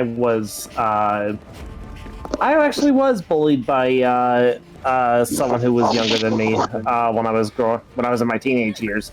Fucker was actually a couple years younger than me, but he knew how to set me off, and I was always the one getting caught with caught holding the bag because my temperament. Your temperament's not for the priesthood. 9 times out of 10, my temper was easily triggered back in the day, so this is like before I started actually seeing a therapist about it. Like I said, your temperament's not for the priesthood, or however the line goes from the dentist song. God damn it. I've only seen Little Shop of Horrors, the stage play, once. I've never seen the movie. Although I've heard the stage play is better than the movie because it has the ending that actually is intended to end it, whereas the studio made them change made director Frank Oz change the ending for the movie because test audiences didn't like how downbeat and, subvertive it was, so they forced him to reshoot it with a happy ending. Ugh. Which goes against the entire story of Little Shop of Horrors, both the play and the original Roger Corman movie, which is everyone dies in the end. I have I've got the movie on DVD, and I don't think it's the Roger Corman version. It's the more recent one. And if it's a musical, it's not the Roger Corman version, because the Roger Corman version is not a musical. Yeah, this is the musical version. So yeah. Oh gosh. I never actually sat down to watch it all the way through. I've just seen snippets of it, but I have a copy, so at least I can say that I have it. It's also free on YouTube, both the Roger Corman version, because it's public domain, and the musical Frank Oz version. Yeah. One of the handful of movies I can name off the top of my head, well, one of the only movies I can name off the top of my head, directed by Frank Oz, that has nothing to do with the Muppets. Apparently, if you interview Frank Oz, up until very recent years, he didn't like being interviewed about the Muppets. And Lulu made me feel bad. Aw. What happened? She went outside in heavy rain to look in the mailbox for the Tails plush, and she said, "I went out there to check for you." So, in the words of courage, the things I do. Love, you didn't have to go out there. Yeah. If it's not out there, it's not out there. I said I'm impatient. You did not have to go out in the damn rain. And then she says you'll never take me alive. I'm like, God damn it. So now apparently she's drenched in rainwater and literally soaked. And I'm like, God damn it. There's a joke in there that I could make, but I'm not going to. Yeah, I thought I was. Go ahead. I thought about making the joke too, but I'm like, I'm not going to because I don't want to incur the wrath of the Lulu. Not because I'm worried about offending you. Okay, you know what? I was gonna say thank you for showing some consideration, but now at this point, go fuck yourself. Gladly, but off stream. No wonder why your walls are covered white. How would you know, Nico? You can't see the walls. I can assume. You know what to say about assuming makes an ass out of you and me, but mostly me. I get it, but you know what? I am going to take this risk.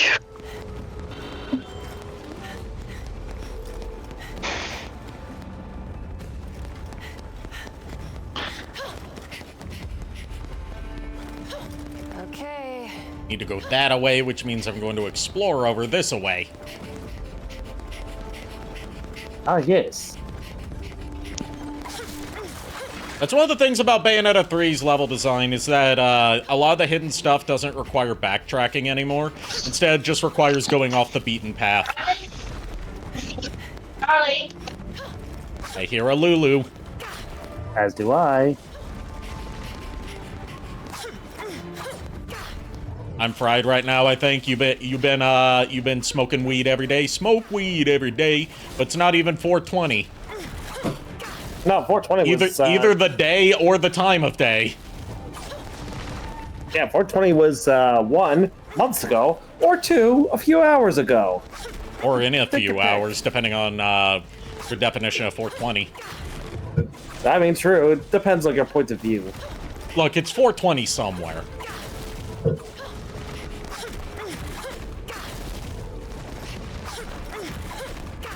I'm on my meds. Oh, okay. I was gonna make a joke. I was like, oh, is that what you're calling it? I mean, marijuana can be medicinal. That is true. It's like how mac and cheese is technically a vegetable. Injury last week. Nico Ortiz fan, what did you do? Yeah, he got, he talked about this on stream before. He got shot. Oh yeah, I forgot.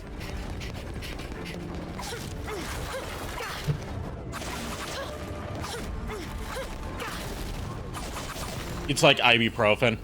Oh, so it's like, let me guess, it's like if it's like zooting you, that's probably like an ibuprofen with like codeine or something in it for the pain-killing effect.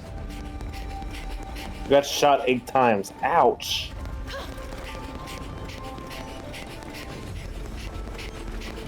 I say, like, probably ibuprofen with codeine, or, like, Tylenol with codeine, because that's what, my granny had to take for some of her, chronic pain.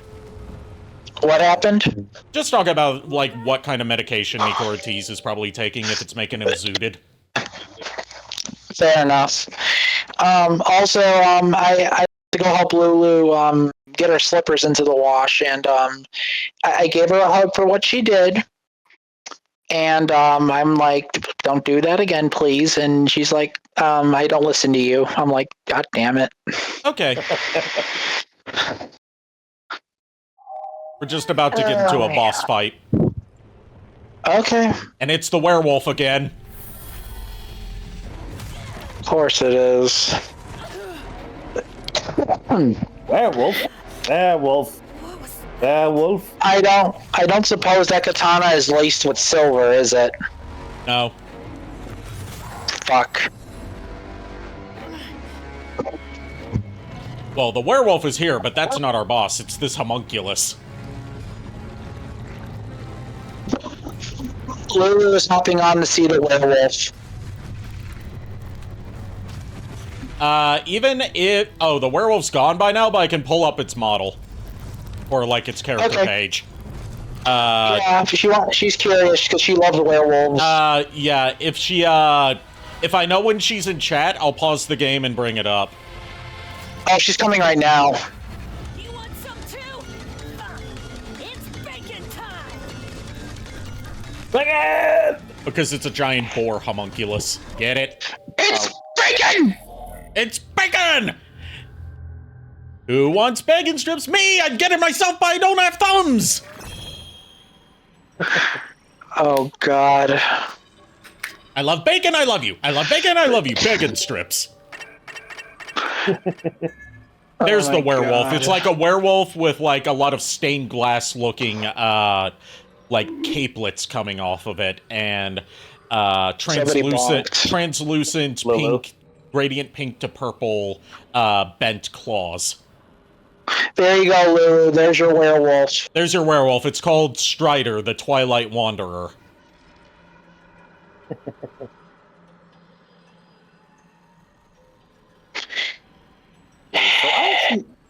Miles is right. It kind of does look like a Digimon. It kind of does, yeah. It kind of does. Anyway, you were saying, JKR? Oh, I was just gonna say, it's like I think I've come up with the explanation as to why as to why Bumblebee Shockwave looks the way he does. Like, if I'm to like kind of make him the same character as the Generation 1's Shockwave, it's like this is just Shockwave at the point where it's like he's like, I have decided to take measures. I've decided to take drastic measures, and like upgrades himself into this new buffer, powerful body. Okay. Oh, God.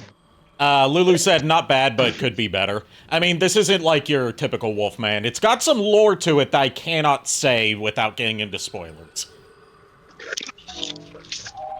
She is very particular of her werewolves. Yes, as I've noticed with Wolf Daddy. Which she still wants me to cosplay, which I told her I will. I've told her I would cosplay him too if I'm at a con sometime and she can't find and she still can't find a Von Lycon cosplayer. I would do it myself. I think she would have us both cosplay just so she can say she has two wolf daddies. Yes. I know her. I know her. He'd probably try and rope JKR into it to have three. I know this. I know this somehow she would try. She will try. She would try. Well, she's not going to succeed. She can threaten me with violence all she wants. That's one thing I will not do. I'm sorry. I know. It'll probably be just me and Ari the ones doing this. Yeah.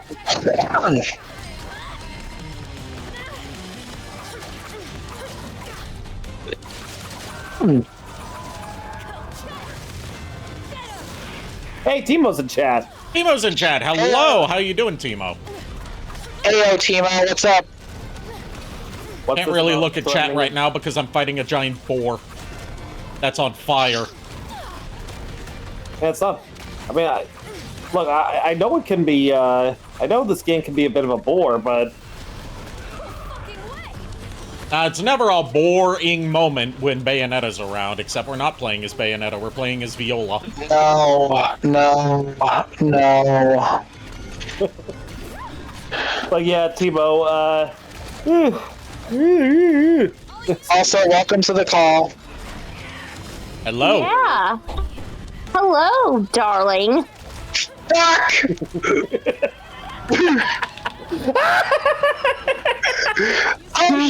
Shut up, Chucklefuck. First of all, I would not force JKR to be Von Lycon, because I'm not that mean, okay? Towards him. I was making a joke. I know how you work. However, though, with Ari and you, yes, I will say I got 2 wolf daddies, but my only main wolf daddy is always going to be you, my beloved. Yes. God damn it. Also, Cheshire just killed that giant boar homunculus by jumping on it repeatedly. Just like I would... Go ahead. Just like I'll cosplay and just call Rabbit's dress as Vanilla.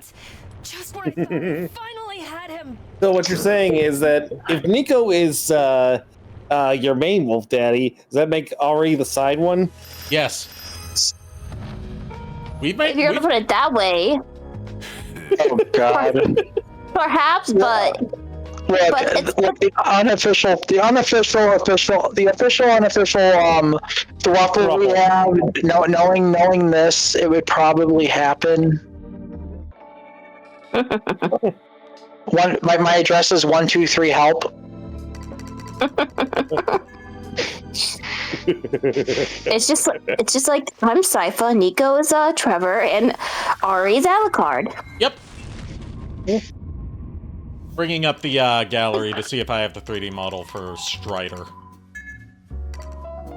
I don't think I do.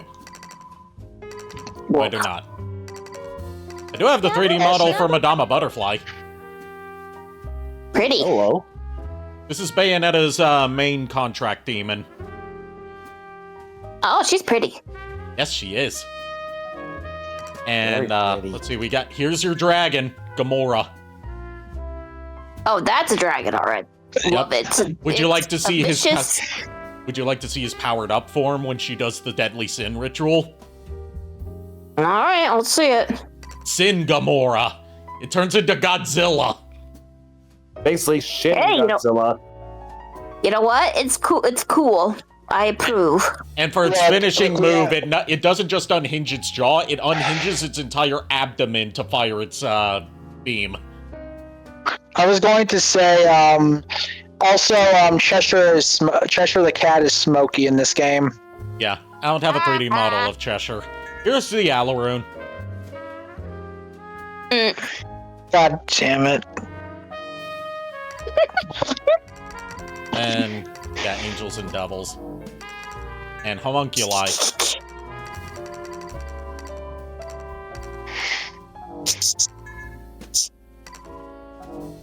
Well, ladies and gentlemen, I will have fun with Bayonetta 3, and stay tuned, because hopefully by the end of the month, folks, I'll be back. Hopefully, fingers crossed. Knock on wood. I'm hoping to. I am literally going the internet right now. Believe me, I am going nuts. I would knock on wood myself, but I'm not into cock and ball torture. Alright, well, you'll see more chaotic Lulu very soon. Bye for now. Bye. God damn it. Her matron fiend, if you will. Yes, basically, Madama Butterfly is her matron fiend. The main demon that she has a contract with that gives her her magical powers. So in a sense, she's basically a hexblade. More or less, yeah. She has contracts with different demons, but Madama Butterfly is her primary one. So she basically has a demon daddy at the ready. Like, the way it works in Bayonetta 3 is very much as if she were a Hexblade with an assortment of different demonic-possessed weapons. So again, Sugar Mama or Sugar Daddy, she has multiple. Yeah, they serve her in battle, and in return, she gives them angels to slaughter and or eat.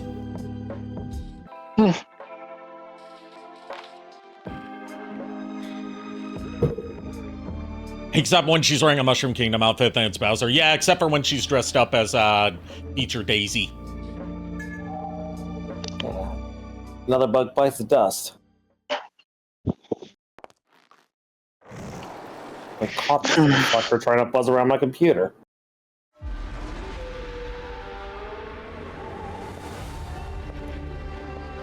So now we're back to playing as Bayonetta. Okay. Yeah, there's not that many stages in this game where he plays Viola. Are these statues of generals? I think there'd be one of me by now. And one thing I have to, like, kind of low-key criticize this game for is, like, it teases us in the Japan section of, like, oh, there's going to be sections where you get to play as that universe's Bayonetta. That is the only time you get to play as an alternate universe Bayonetta. Every other time in this game, they only appear in cutscenes. Yeah. Granted, this game had a very famously troubled production. It was in development for, like, 7 or 8 years.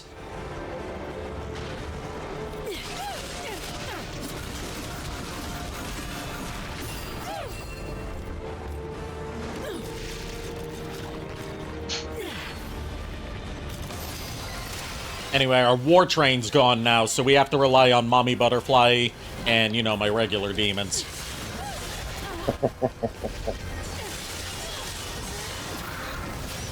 Basically, Madame Butterfly, Alaroon, and Spit. Yes. Those are the exact ones I have equipped now, so no Gamora. You can only have up to 3 equipped at a time. I'm just guessing on what you had equipped. Yeah, I don't use Gamora all that often once we start getting other demons because he's very slow-moving and requires a lot of upgrades to help him cover that distance.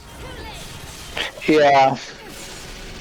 Like, he's a heavy hitter, but he's the slowest. Yeah, because he has a wind-up.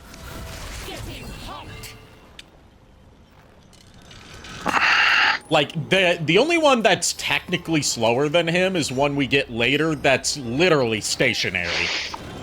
But Axmore's, like, mix of offense and defense and literally letting you trigger Witch Time at will without having to dodge.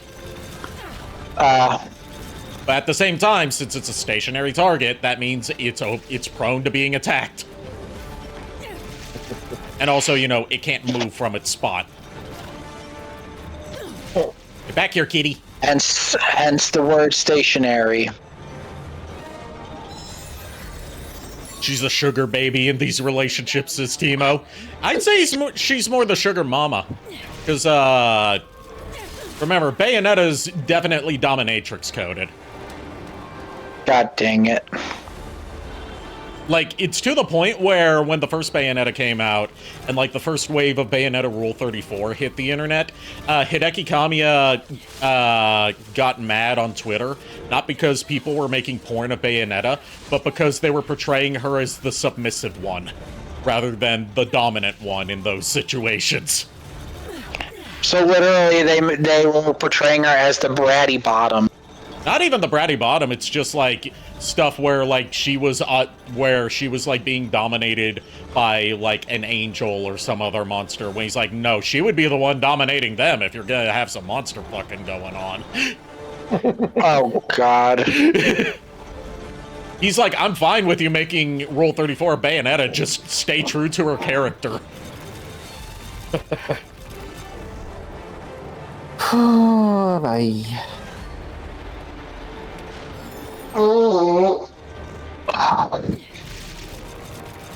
I mean, with her fiends, she's benefiting from the power they're giving to her. Yes, and it's a mutually beneficial relationship, so it's really not even like a sugar mama, or or sugar daddy relationship. It's very much more so a typical like BDSM relationship where like it's mutually beneficial. They're like friends with benefits. Oh God. She issues them orders on what to do on the battlefield lest they face her wrath, and in return she gets they assist her in her world saving and angel slaying duties, or in this case homunculus slaying duties. Duties. Oh God. I was just looking at something and I was like, here's something funny. I put this up on my Facebook page, like, when I first set that whole thing up, that my work was team leader at Decepticons, and I started on July 4th, 2007, the present. Yeah. I'm just looking at this, I'm looking at this, and this year, the 07 live-action Transformers movie will apparently have been 19 years old. Yep. Next year it's turning 20. Don't you feel old? I do feel old, honestly. Goosey. I feel very old right now. Also, next year, Transformers, by extension, next year is Transformers Animated's 20th anniversary. Actually had my friend, the Doctor, check out Transformers Anime for the first time. I've still never seen it. It's on Tubi for free, so that's cool. Get it. But it was funny because the fact is, she texts me about a week or two ago and asks me what's a good Transformers TV series to start with, and I said animated, and her response was, "I know, but which one?" And I was like, I broke out loud because I was like, "Okay, yeah, that's on me. I set the bar too low." Yeah. The show is called Transformers Animated, but most Transformers shows, if not all of them, are animated. Yeah. God, I had to explain that to her. I told her, it's like, no, that's actually the name of the show. Oh my God. Miles said Armada is still his fave one. What about Beast Wars? Did you ever watch much Beast Wars, Miles? Beast Wars is one of my faves. Holds up really well. Beast Wars was the only Transformers I've actually watched when I was younger. Beast Wars was my intro to Transformers, and it wasn't even through the TV show. It was I watched the TV show a lot as a kid, but like the way I first heard about Beast Wars was at like one of my early birthday parties. This is one of the few early memories I have. Someone got me Transmetal 1 Megatron as a birthday present, and I didn't know what Beast Wars was. I didn't know what Transformers was. I didn't even know it said Transformers on it because I could barely read. But it was a cool transforming robot dinosaur. And then I was watching Fox Kids one day, and I'm like, wait, there's that dinosaur. What the heck is this? And I didn't even know it was a Transformers show. I just knew it as Beast Wars. Yeah. Yeah, me, my friend and my other friend I used to hang out with around my neighborhood back when we were the only 3 houses out here was we watched Beast Wars on it was on Cartoon Network. I forgot. It was during like the afternoons or whatever.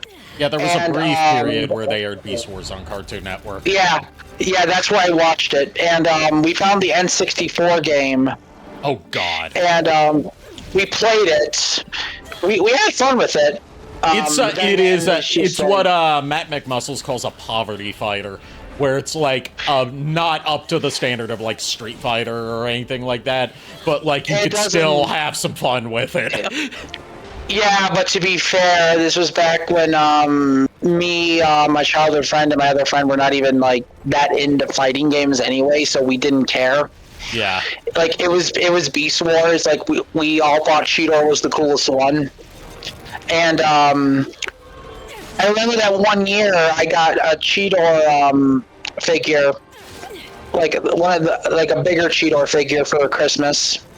So it was Unfortunately- probably like the Transmetal 1 or Transmetal 2. Probably, and sadly, my best friend, I think it was either my best friend's sister or something else, like it broke. Oh. And it was unfortunate, but like that is my only like connection to like Beast Wars. It's just like that was just like a minor thing we were into. Then it was just like Pokemon, Digimon, and Yu-Gi-Oh. What about Dragon Z Balls? Dragon Ball Z as well, but where my friend, or my childhood friend watched more anime before I did, I played more of more Nintendo and Sega than anything. So it was just like I didn't know much about like anime beyond Pokemon, Digimon, and Dragon Ball Z, but I sure as hell knew the SNES, NES, and N64 library. Meanwhile, as a kid, my only exposure to NES was my step-grandmother had one. Don't think she has it anymore, given that she's living in a nursing home now. But, like, when me and the people on my stepmom's side of the family, like the kids on that side of the family, would get together at that granny's house, we would usually, like, in the downstairs den area, there was a little TV, and there was an NES, and there was a PlayStation 1. And we would either play the NES or the PlayStation 1. And that was also, technically third Mega Man game I ever played was she had Mega Man 2 on that. And granted, my first Mega Man games were, in order, Legends, and then Mega Man 8. And I didn't understand the concept of, like, older consoles, or, like, know that there was anything before then, or, like, understand, like, 8-bit versus 16-bit versus 32-bit. I was new to all this. So I was like, this doesn't look anything like Mega Man 8. Why is it so small and blocky? See, with me, there was an opposite effect, because I got into NES, like, at 2 or 3 years old with my mother, because it was something me and her bonded over, with my birth father being a piece of shit, and me and her were dealing with that. And she was the one who got me into playing Mario, well, Super Mario Brothers, technically. And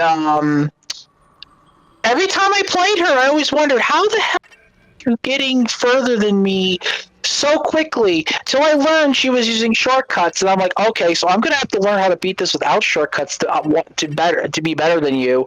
I was able to beat her, but even to this day, I still can't beat her in Dr. Mario.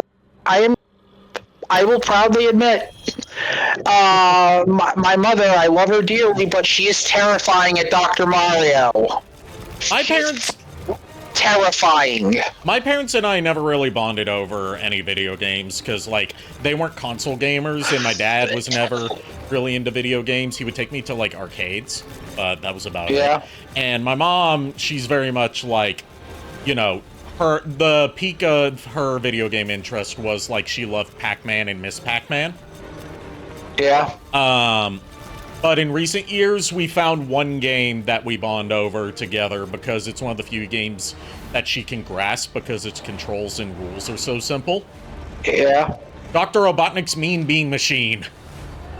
I mean, that's fair. I mean, like I said, the games I bonded with my mother over were most of the Mario games, Tetris, Dr. Mario, obviously, and on N64 Mario Party, because every Friday night, be it with me, my two brothers, and her, or me, my childhood friend and her, we would all play Mario Party constantly because she loved Mario Party. And another one that I just remembered she really liked, because it appealed to a lot of her pop culture tastes, was Rock Band. Yeah. Like when Boston is one of her favorite bands, and when she saw that there were Boston songs in Rock Band, she was like, "Can I play this with you?" My mom, see, I didn't really get into like Guitar Hero or Rock Band. Like, me and my mom played a lot of DDR. Like, it was a good way for us to exercise and stuff. But one thing that surprised me that got her interested in something for a little bit was Smash Brothers, because she was a huge fan of Jigglypuff, and when she saw Jigglypuff playable, she wanted to try it out. And this was around the time when both me and her started collecting Pokemon cards and different Pokemon stuff. Hold that thought for a second. Have a good night, Nico Ortiz fan. Have a good night, Nico Ortiz fan. Hey, Nico Ortiz fan. But we bonded over a lot of things. Like, she collected Pokemon cards and Yu-Gi-Oh with me. She would have her own collection. Somehow she would pull better cards than me. And yeah, she like, I guess, like, in a way, gaming is one thing that as something that me and her have on a common ground that we definitely bond over. Like, it is a massive connection, and because of her, I wouldn't be as good as I am at Super Mario Brothers or Castlevania as I am.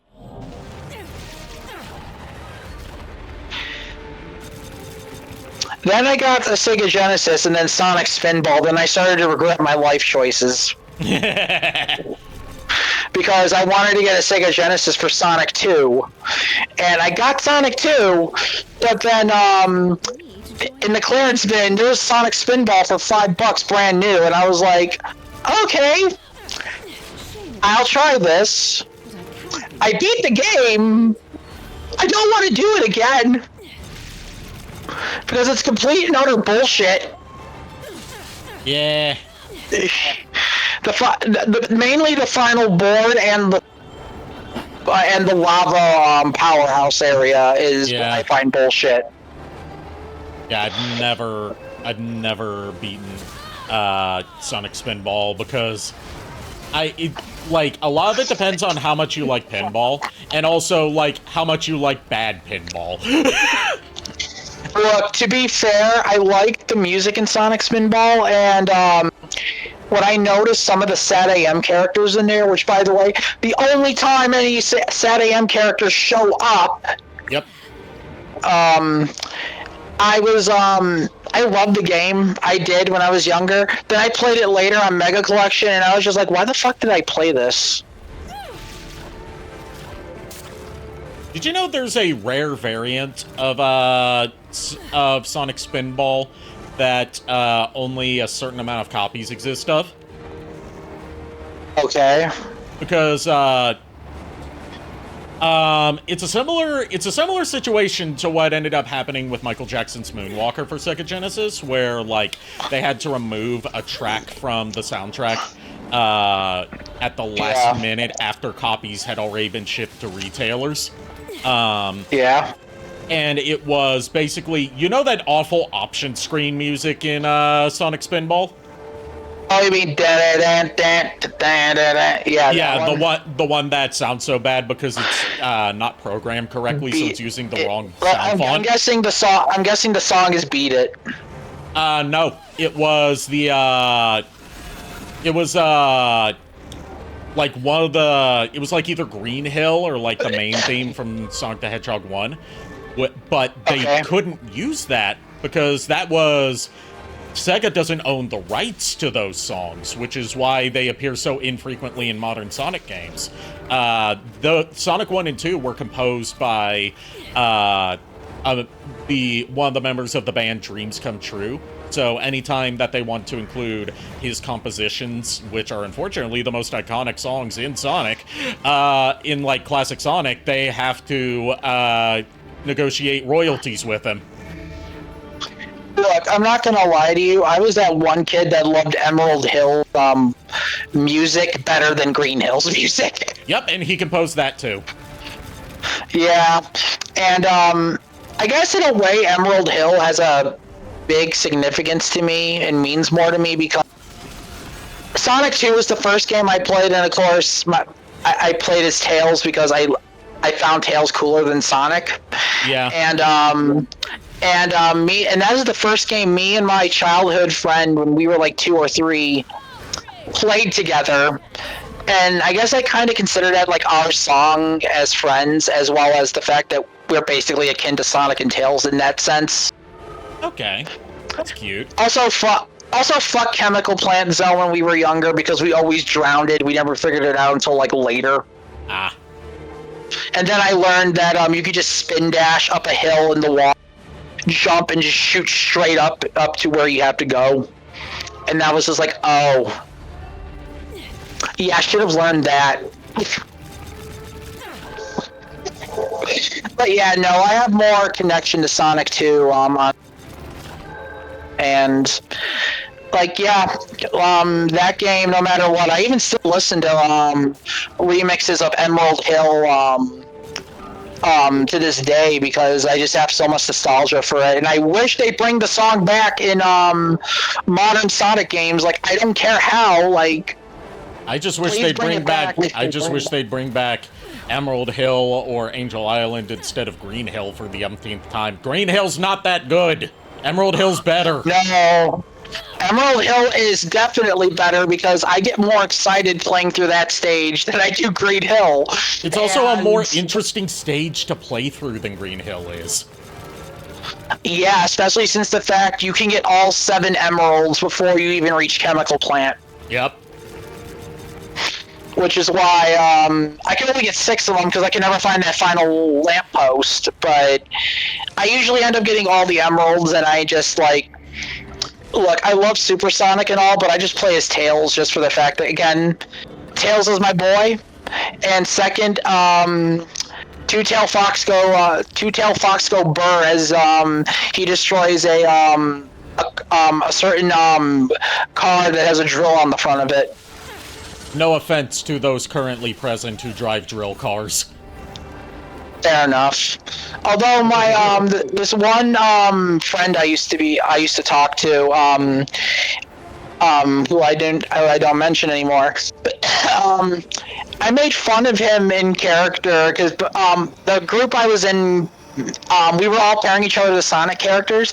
A lot of the stuff was basically Sonic in the group, and I'm like, look, at least I don't drive a car that goes 2 miles an hour, 2 miles an hour, trying to run me over with a drill. And he says, "Hey, you leave my drill car." And I'm like, no, no, I'm sorry, but no, Sonic 2 holds a lot of. Like, as much as I love the adventure games and, like, a couple of other Sonic games, Sonic 2 is always going to be my #1 favorite. Right. Mainly because Tails and a lot of the music. It's just also one of the best Genesis-era ones. Yep. Yep, pretty much. Like, it's right under Sonic 3 and Knuckles for me.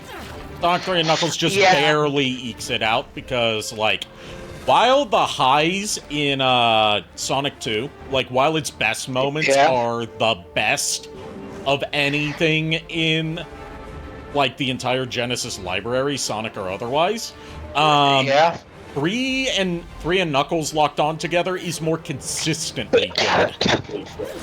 Well, yeah, also, well, for one, bigger game, 2, the game flows very well together, has a lot of fun zones, and a lot of fun bosses. Also, one of the cooler versions of Metal Sonic in the game. Yep. Mecha Sonic Mark 3 or Mark 2. Yeah, Mark 3. Yeah, and I first played Sonic 3 and Knuckles on PC, before I actually played the Genesis version. And when I was younger, no, I think it was I was in middle school when I got a Genesis. I was looking at the lock-on cartridge, and I did not know what it was for, so I tried putting other cartridges on it to see what stuff would do. I got Sonic 2's to work and Sonic 1, but I didn't have Sonic 3. And I was like doing research, and I'm like, oh, this only works with certain games. Yeah. So at the time, like that was a thing. And then again, Mega Collection came out, and I'm not going to continue on that because again, I can gush about the museum music over playing that game on New Year. Speaking of, like, experimenting with the lock-on cartridge slot on Sonic and Knuckles, yeah. There was, like, an old rumor, apparently, back in those days, that spread by magazines like EGM that like to mess with people, that said that if you locked Streets of Rage 2 onto, Sonic and Knuckles, you could play Streets of Rage 2 as Knuckles. Yeah, I remember that. And they had, like, fake screenshots to back it up. Look, I will admit, I am kids that believed in the whole Sonic and Tails being in Melee thing, and I actually tried to do it. I did it, but I didn't unlock them, and I was like, oh, that sucks. Then I learned, like, you do know it was a joke, right? I'm like... Yeah, I got better at Melee. I got better at Melee for it. I was one of those schmucks that fell for it and tried it too. I heard it from Miles first, so I have him to blame for me making me waste my time with that.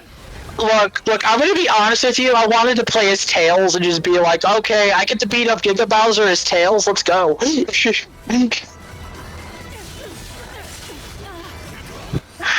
And like, then, the funny thing about that is that they were accidentally partly correct about that, because there were plans to put Sonic in Melee. It's just that they ran out of time to secure an agreement from Sega before the game had to like move along to finalizing production.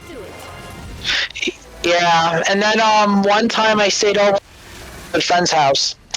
This was when I learned about the Sonic OVA movie, because at the time we were staying up late, and we were looking through the cable, and on one of the channels, I forgot which one it was playing the OVA. We did not know what OVA. We were like, oh, yo, this looks sick. Like, we knew about the whole thing, and we were like comparing it to like Sonic 2 and everything, saying like, we were surprised about how Metal Robotnik was like the Death Egg robot or whatever. Yeah. Mind you, like, this was us, like, young as hell. Yeah, this was before, like, we had easy access to a lot of the terminology, official terminology for Eggman's mech, so there was a period where people just called that Metal Robotnik because of the OVA. Yeah, and we just called it the Death Egg robot. Like, that's what we called it. And I'm not taking that back. And, we enjoyed it. And then, I remember one year his mom got me, the VHS, which I still have, by the way, for my, 10th birthday. And I enjoyed the living hell out of it, because, it was really cool. Then I showed it to my friend in middle school, and he's like, this Sonic movie is weird. I'm like, it is, but it's weird in a good way. Yeah, and I'm like, how so? He's like, I don't know why. I have feelings for this cat girl. I'm like, yeah, okay. Sarah. Yeah, Sarah. Which I feel like, in my opinion, I feel like that would have been Amy, just from the sense that if Metal Sonic was in there, Amy would have been in there, but nah. Yeah. Also to quote Eggman from the OVA, do it or I'll drop the cat girl on South Island. I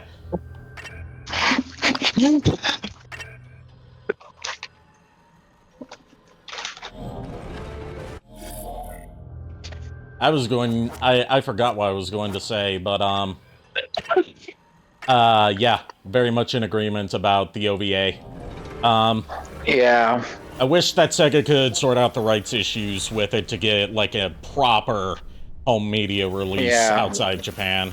Oh, and now I remember what I was going to say. Based on what you said, saying that it was on cable and you don't know what channel it was, but it was playing the Sonic OVA of all things, I can think of two stations that could have been. What? Either early G4, before they became, like, a Dude Bro network, because they did air a lot of obscure anime on there. Or early Sci-Fi Channel, before they became home to B-movies. They were known for their anime blocks. I think it was G4 because this was back when me and my childhood friend got cable, and we were like enjoying it because like we had like localized cable at the start. Then Comcast happened, and then we were able to access G4, and that's I think how we watched it, and and I think that's what it was. And I agree. I really wish they could re-release the OVA, like at least a Blu-ray release. Yeah. Because look, it's a rare DVD that unfortunately if I have to drop a lot of money on the DVD, I will do it because I love that OVA a lot. And like it's just like that whole OVA, like honestly aside from Colleen O'Shea Tails, I loved that Tails voice too because I found it adorable. Yeah, sounds like a excitable little kid. Without sounding, without necessarily sounding like, you know, a little kid like he did in Adventures or Sad AM. Yeah, and I was gonna say, I love the fact that he's on a jet-propelled bodyboard and tells Sonic, even though he knows he can't swim, he's like, "Hey, Sonic, it's okay if you can't swim. You can give it a try." Bro, what the fuck do you know? I can't swim. I will drown.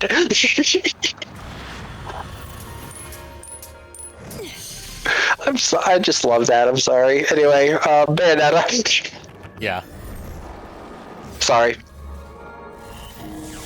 No, it's okay. I was having fun talking about that. I know. I was just afraid I was going on too much of a tangent. We're almost done with this chapter of the game. We should be able to finish the China chapter tonight. And maybe do Jean's intermission. Okay. Well, have fun with that, guys, because I need to get some sleeps. Get some good rest, JKR. You have a long battle tomorrow, Wednesday, Thursday, so my heart goes out to you, bro. Oh, we'll see you. Have a good night, guys. Have a good night. Have a good night.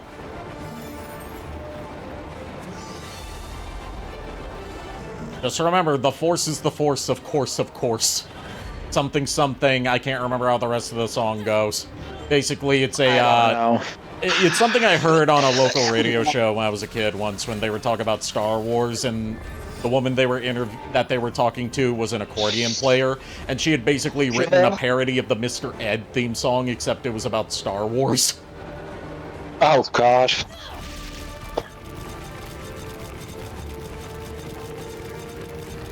I just remember it ends with, like, a joke about Luke Skywalker unknowingly French kissing his sister.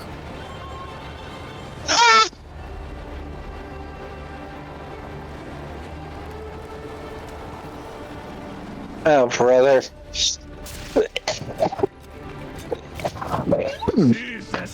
Yes, thank you, George Lucas, for giving us that. Yeah, thank you. And then they never talk about that. Like, Luke and Leia never bring that up to each other because I imagine it's too awkward. I would imagine. I feel like they would both just rather forget. Look, and then Han was the one that figured it out last. Yeah.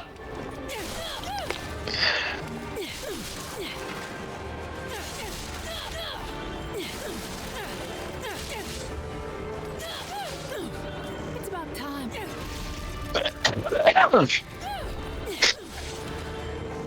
By the way, there's a story about the production of the first Star Wars that Carrie Fisher used to tell that I thought was funny. About, like, her specific experience with the costume she had to wear in the first Star Wars. She wasn't allowed to wear a bra with her costume. Oh, God. And, like, she asked George Lucas, you know, why am I not allowed to wear a bra with these white robes? Okay.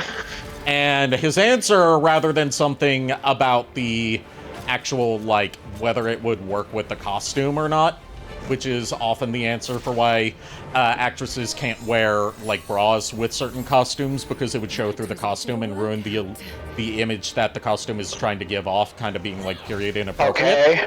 Is he said, if you're in a zero gravity area, like in outer space, and you're wearing something like a bra, your skin expands, and your bra would strangle you to death. I am fucking sorry. It's technically correct, but it's a dumbass answer to that question. So, I honestly did not know that, to be fair. I did not know that information. Yeah, due to the lack of atmosphere in outer space, your skin, like, expands, which is why you're not supposed to wear stuff like bras or tight underwear in space. But she joked that she said when she dies, she wants her headstone to read, "Here lies Carrie Fisher. She was strangled to death in space by her own bra." Okay, that's actually pretty legendary, I'm not gonna lie. She was also very open about suffering from bipolar disorder, and also joked that, like, instead of being buried or just being cremated, she wants to be cremated and then have her ashes put into a container that looks like the medication she took for her bipolar. Oh, no. Oh, God. Carrie Fisher was wild. Oh, she was. Might have something special for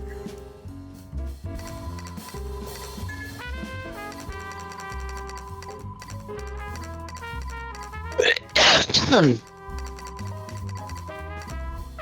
We will get this Mystics painting because we do need some souvenirs.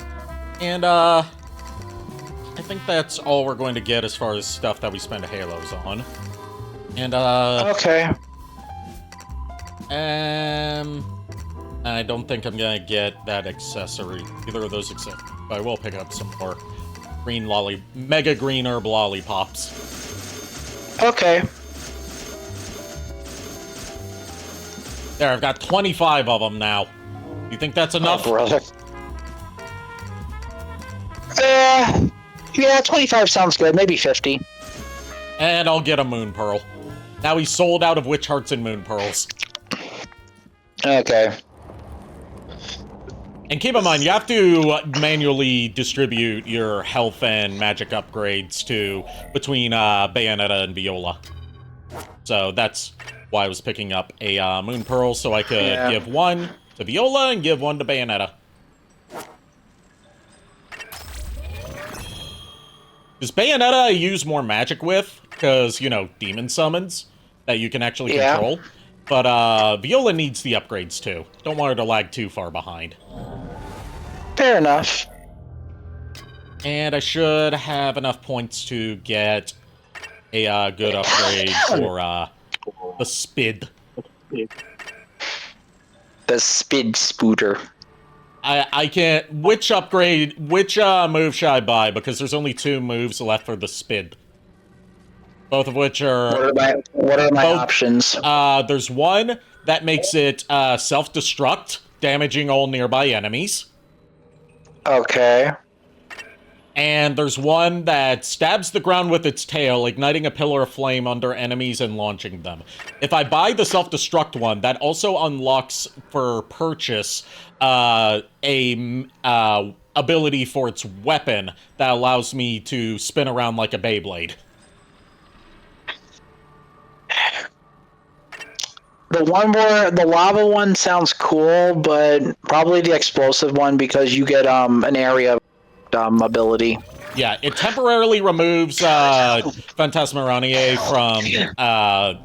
from being usable until a timer empties, but then I can use him again. It's basically use that as like your last ditch move. Okay. I'm nearing the crater. I certainly hope the Chaos Gear isn't inside. God, I need to find that damn museum music for Mega Collection again. I can find it. I can find it and add it. I have it. I'm pretty sure I have it in my archives. Honestly, since we've been talking about... Okay, go ahead. This is our homunculus main boss for this area, Pyrocumulus. Oh, God. Let me guess, it has something to do with fire. Yes, it's on fire, and it was inside the volcano's crater.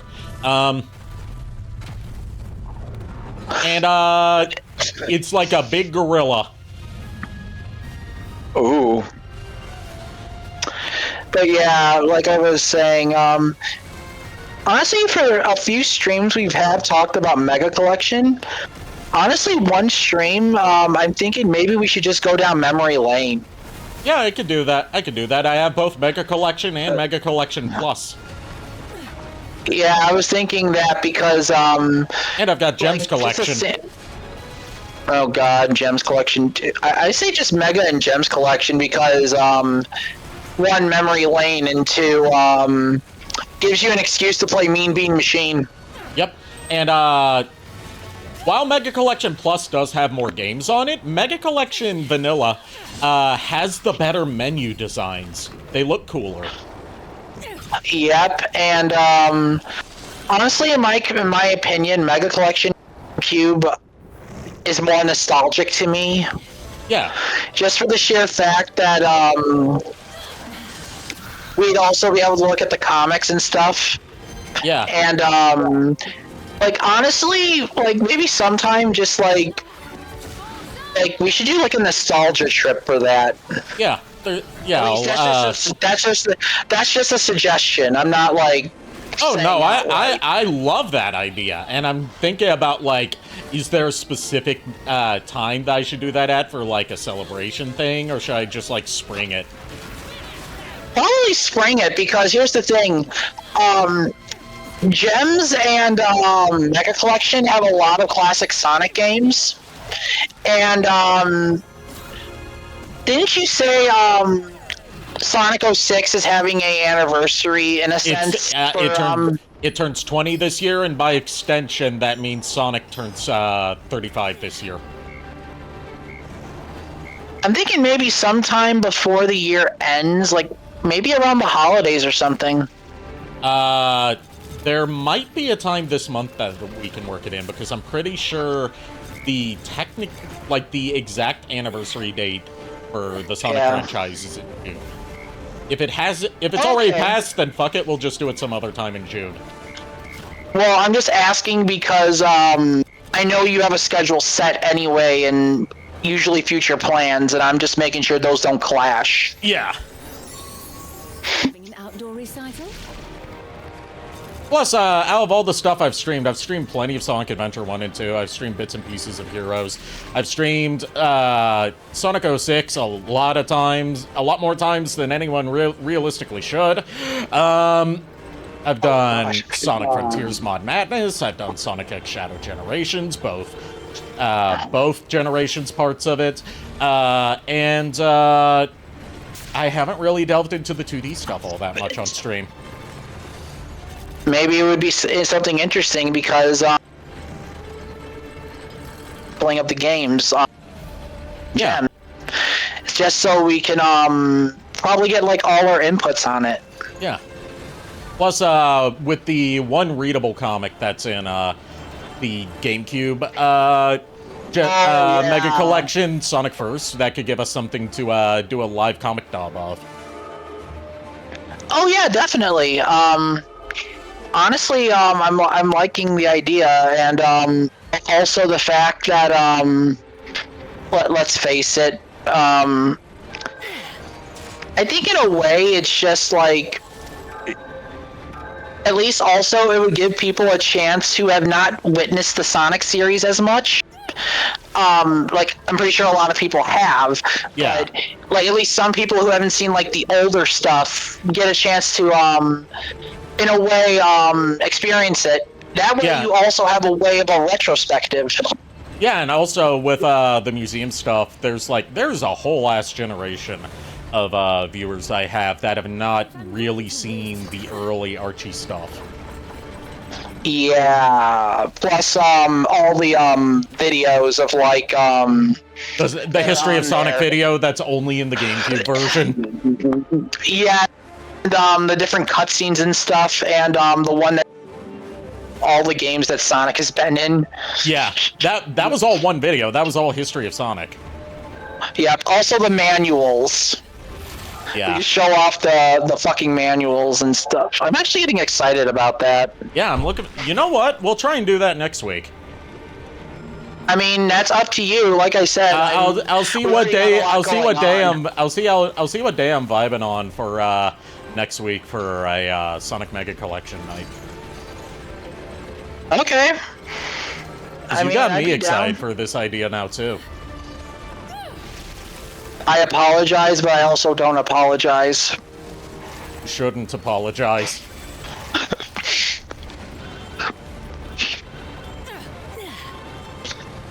God, now I'm just way too nostalgic right now and feeling my age a bit, because like I know the GameCube came out in like 2001, but Mega Collection was like, you know what? Luigi's Mansion Mega Collection. It was just like, God. You know what that means? Since you said GameCube came out in 2001, both Sonic Adventure 2 and Sonic Adventure 2 Battle for its Japanese release and the GameCube all turned 25 this year. Yeah. So there's a lot of 25th anniversaries. I mean, and Luigi's Mansion turns 25 this year. Yep. So in a way, along with Castlevania, we're celebrating. This is a stacked anniversary year. God damn. Yeah, exactly. Exactly, man. Oh my God. For once, it's not just me that's stacked.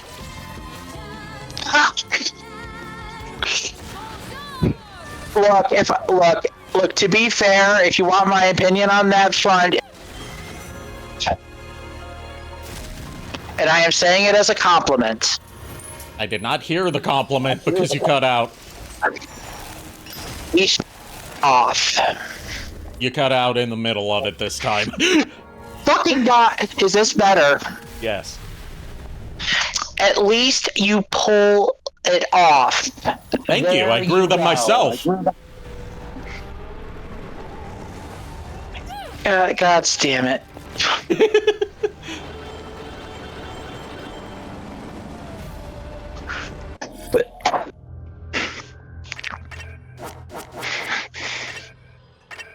You're welcome for that. You are very welcome. Yeah, thank you. Hey, at least you have the restraint to not, despite how much you love Ace Ventura and Jim Carrey, at least you're not thanking me like Ace Ventura would. Yeah. Because we don't need audio of you out there saying "spank you very much" to me. No, look, JKR is the Eggman, and by extension, Jim Carrey. That would be his department.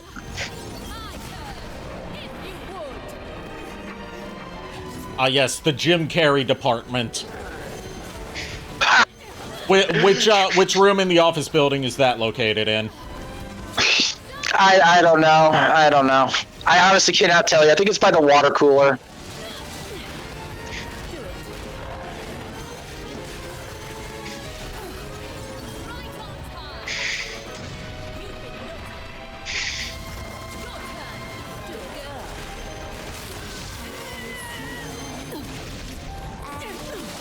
So for this fight, not only do I have to fight the homunculi, but there's also flaming rocks dropping down from above that I have to dodge. Hey, rocks fall. Hopefully nobody dies. Except the homunculi. They can die. Fair. I'm also glad that I got the Conqueror's Reigns as early as I did, because I'm trying to grind up uses of Madama Butterfly's Flutter Kiss ability, and that is there's such a wind-up in that animation that's so easy for her to go berserk mode if she takes too many hits while trying to blow one kiss. Oh, God. And the reason I'm trying to build that up is, not only does it stun enemies, but when you get, I think it's 10 landed Flutter Kisses from her, Come down the mountain just for me. it unlocks an upgrade that you can buy for her moveset that extends how long enemies stay stunned for. Oh. Okay. So Pyrocumulus is not only throwing lava rocks at me, but he's also flooding the arena with lava. So this is a job for Phantasmaranier, because he's immune to fire. Oh, God. And you actually get an achievement for attacking Pyrocumulus with Phantasmaranier while he's clinging to a wall.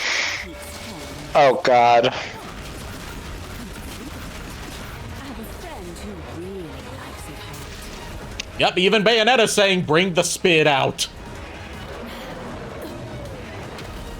Unleash the flaming tarantula. The Tarantula Scorpion. The taranturpian. The Scorplantula. The Scorpantula.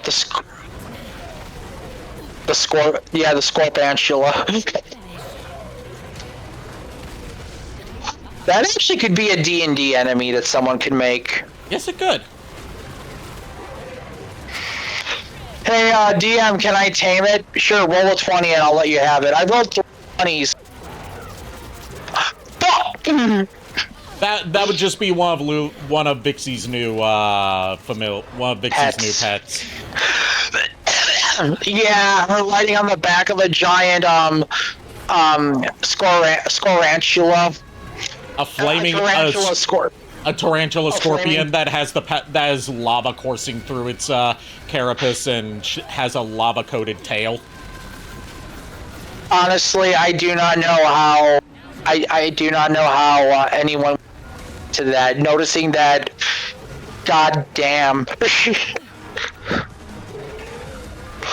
I'm still laughing at the fact she talked down a Minotaur.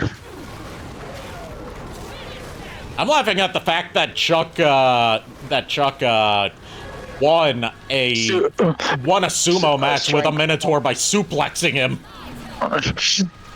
Yeah, that Minotaur was messed up. Originally, I was gonna have you guys fight it, and then all of a sudden, hey, let's actually be smart players and use our actual skills to do something. And I'm like, okay, sure, fuck. Well, there goes that encounter. Now you've done it. Let's replenish.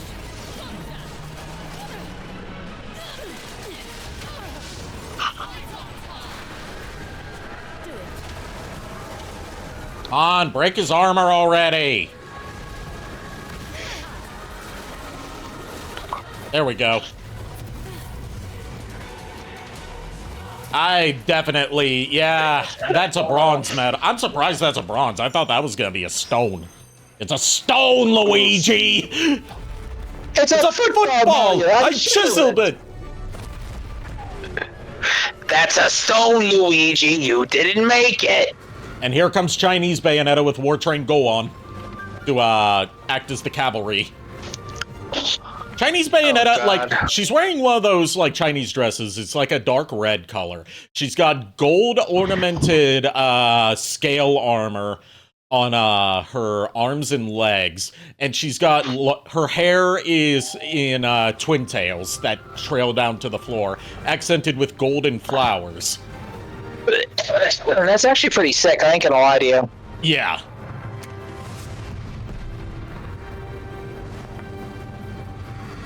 That's the ticket. And of course the eye patch, as I mentioned. I believe you two have already met. Let's go.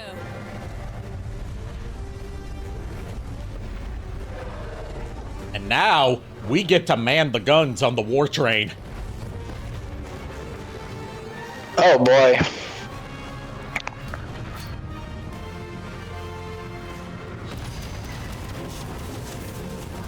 There's nothing to fear, Archie. Death is no final destination, merely a gate. Okay. Whatever you say, Singularity.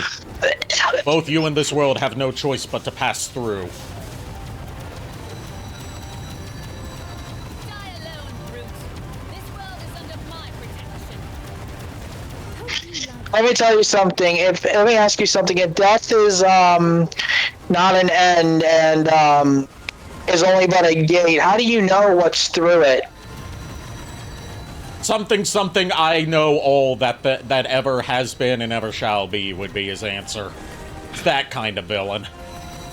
Look, this question is literally, if it's a cave of no return, how does anybody know what was inside? Anything was inside it? That's literally the question we're giving this one here. Yep.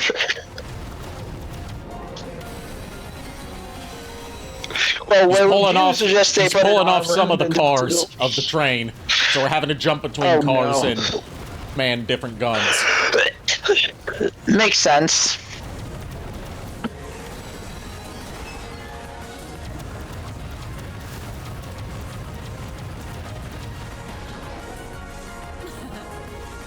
Now we man the main guns at the front of the locomotive. Oh, brother.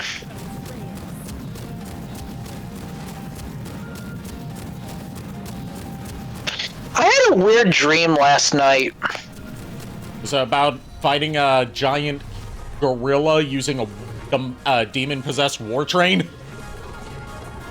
No, it was, you know those scorpions from, Super Star Wars, right? No. No. I've never played it. Creepy. Okay, I was gonna say the giant scorpions from Super Star Wars. Those who play it, imagine a scorpion that just shoots energy blasts and extends its pincers out like it can reach out and just do whatever like 3 feet away. I had a dream of one literally climbing and just hissing at me, and I don't know why I wasn't afraid. I just ripped the stinger off, and I'm like, no. And then I woke up, and I'm just like, what the fuck was that about? You ready to hear how we're going to finish off this thing? Yes. Well, first of all, the train regenerates. The demon face at the front of the train comes out, which looks like a demonic long-nosed jester's face that's chalk white. So there's some JKR representation. Let me guess. Oh my god! And let me guess. It's gonna either take a bite or do something with the creature.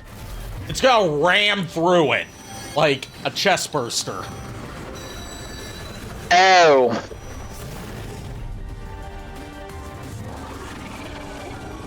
Except the opposite, because it's not bursting out of the chest, it's bursting through the chest. Yes. The train beats the gorilla. And that's only phase 1 of this fight, because it's never that easy. Almost everything at this point has a second health bar. There's the Chaos Gear. Get it, Chinese Bayonetta.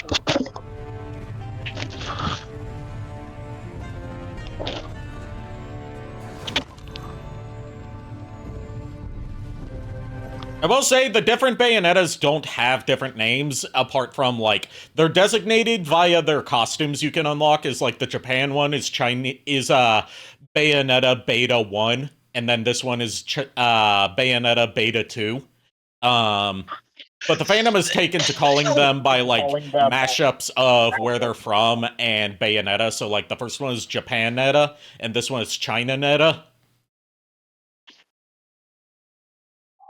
I would have just said Chinetta, but Chinanetta's okay too, I guess. I might be remembering it wrong. I don't engage. Up! It grabbed her. It grabbed Chinetta. And the Chaos Gear. Let me guess, she dies. Yes, but not yet.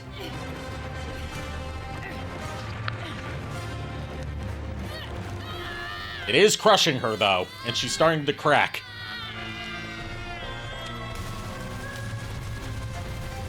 It's worse than just monster kills this universe's Arc Eve. It absorbs her into its body to power it up. So it basically just pulled, what Father Balder did? Well, that and whatever happened in Bayonetta 2 with, Jean in Hell. Oh, yeah, like, the Alaroon did. And now it's going to power up into a, form that is a direct shout-out to the Monkey King from Journey to the West, complete with flying cloud and staff. Sun Wukong? Sun Wukong, yep. We're basically fighting Goku. This is called Arc Pyrocumulus. The power that bound this world is now mine, and its inevitable collapse is moments away. And while I have no further use for this shell, there's time for a bit of amusement. Perhaps I'll simply crush you like an insect right now. It summons the flying Nimbus to fight us. Now, taking all bets on which of the demons is going to get a Deadly Sin ritual this time. And it won't be the train, because we don't have that in our inventory yet. Phantasma Ranier.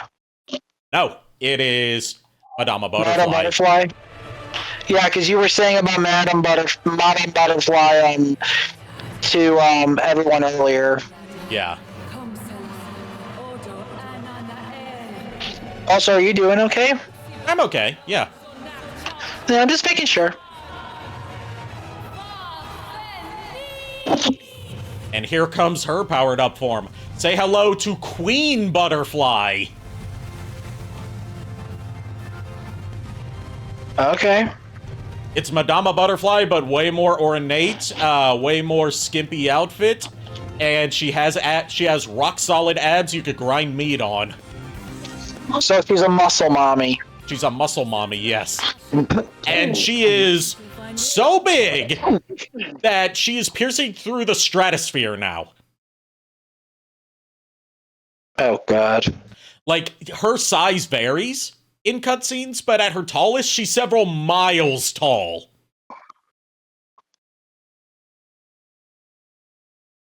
Okay, then. Extremely game for that.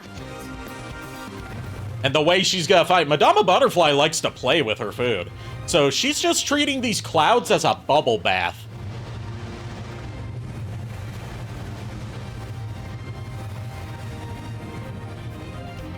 And what does Queen Butterfly, Lady of Onyx Brilliance, do when taking a bubble bath in the clouds fighting against Sun Wukong? She uses the clouds as bubbles to encase Sun Wukong. And then just play with him.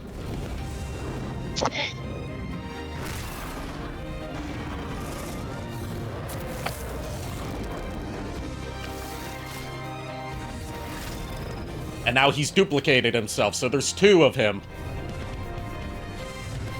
We can use Bubble Breath, we can use Bubble Swipe, and we can use Bubble Launch. Which is basically just different directional ways of firing bubbles. Bubble Breath lets you manually aim where you're firing the bubbles in a constant stream. Bubble Swipe fires them horizontally across the screen, and Bubble Launch fires them vertically. And if they get too close and launch a melee attack, you have a second to dodge, in which case she literally just flicks them back away. Oh. And whenever one of them's fully encased in a bubble, she just does like a very, very over-the-top spin and then, like, either punches or kicks them away. Oh, okay. So now there's 3 of them. I'm assuming horizontal bubble will do the trick with this thing. You can do it however you want. It's just, about, like, you have to encase all of them. Like, as you encase them, they start disappearing, and then once the last one's left, there we go. Time for the finisher. Bayonetta throws galactic donuts from Dragon Ball Z at it to, squeeze it. Press the wrong button. Oh, god damn it. And now for Madama Butterfly. Blows a kiss. And just flicks him away with her middle finger.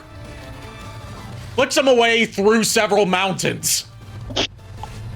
Oof.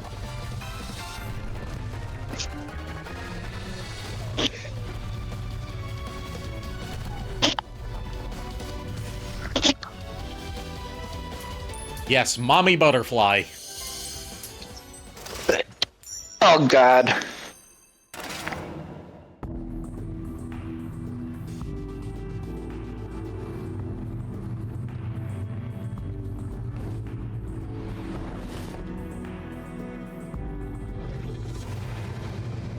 Now the hands of hell are pulling this down to hell. Looks like some spirited tenderizing can make even you look tasty. And now we have the Chainsaw Greatsword Train weapon. Okay. Quite amusing, Arc Eve Origin, but I have other affairs. You needn't waste time searching for me. When the time is right, we'll have a proper rendezvous. Though I don't suppose you believe in delayed gratification. Until next time. That was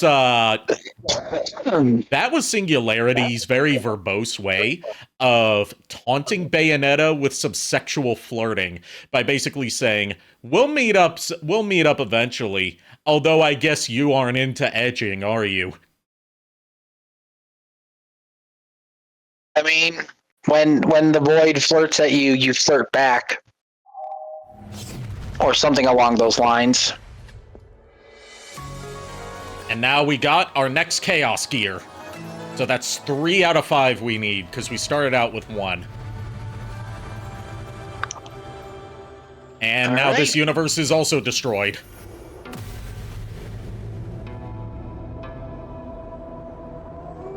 Well, another universe and another Enzo. Was that? You heard a wolf howl. So that werewolf's somewhere on the island. Got gold rank on that stage. And, okay.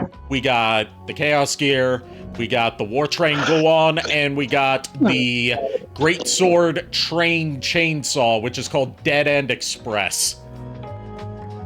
Okay.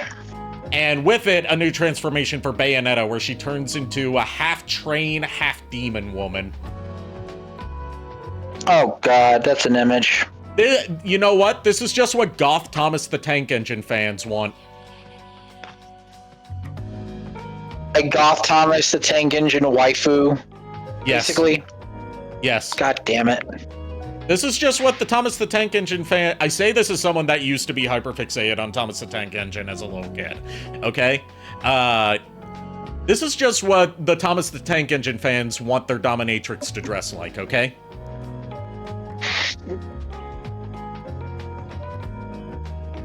I mean, hey, they do them. Now, do we end it here, or do we, do Jean's intermission? How long have we been going? 3 hours, 44 minutes. I'll at least stop by the shop. On second thought, I'm just gonna stop by the shop and then end it here, because I do have to be up tomorrow for a doctor's appointment. And then I've got another doctor's appointment on Wednesday for, well, not doctor's appointment, dentist appointment. Because I think I have another cavity. And I want to get that looked at before it spirals out of control. I wish you the best of luck. Thank you. I'm nipping it in the bud this time instead of putting it off. Yeah. I don't need another root canal. I had 2 last year. I don't need another one this year. Oh God.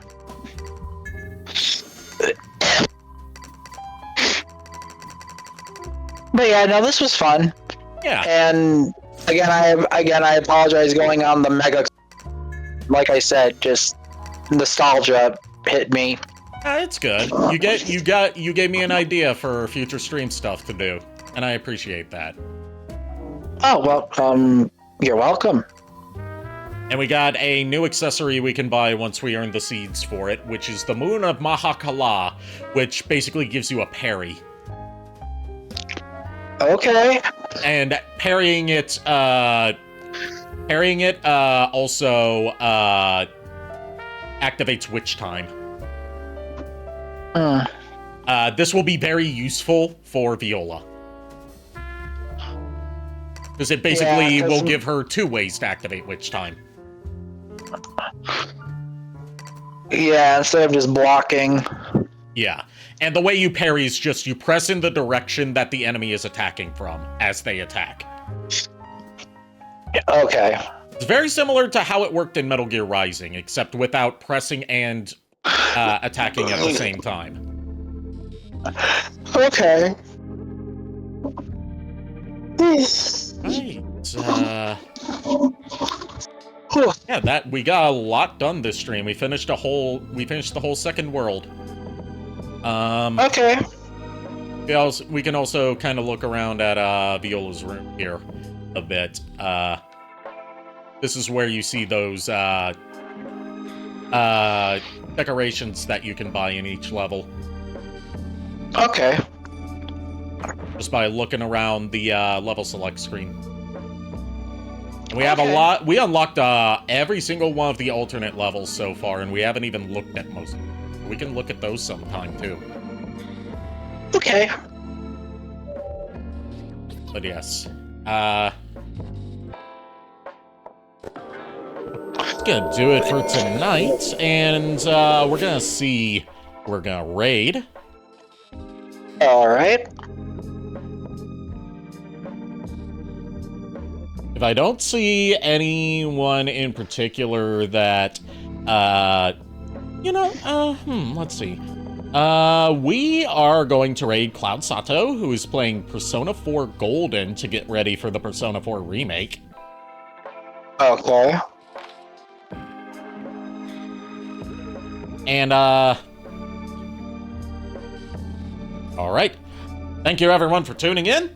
Thank you to my co-host for joining me tonight. Remember that I have an extra stream going on tomorrow, where I'm streaming Senran Kagura Burst Renewal, which is the remake of the first Senran Kagura, and the easiest to play because it's not exclusive to 3DS. Yeah.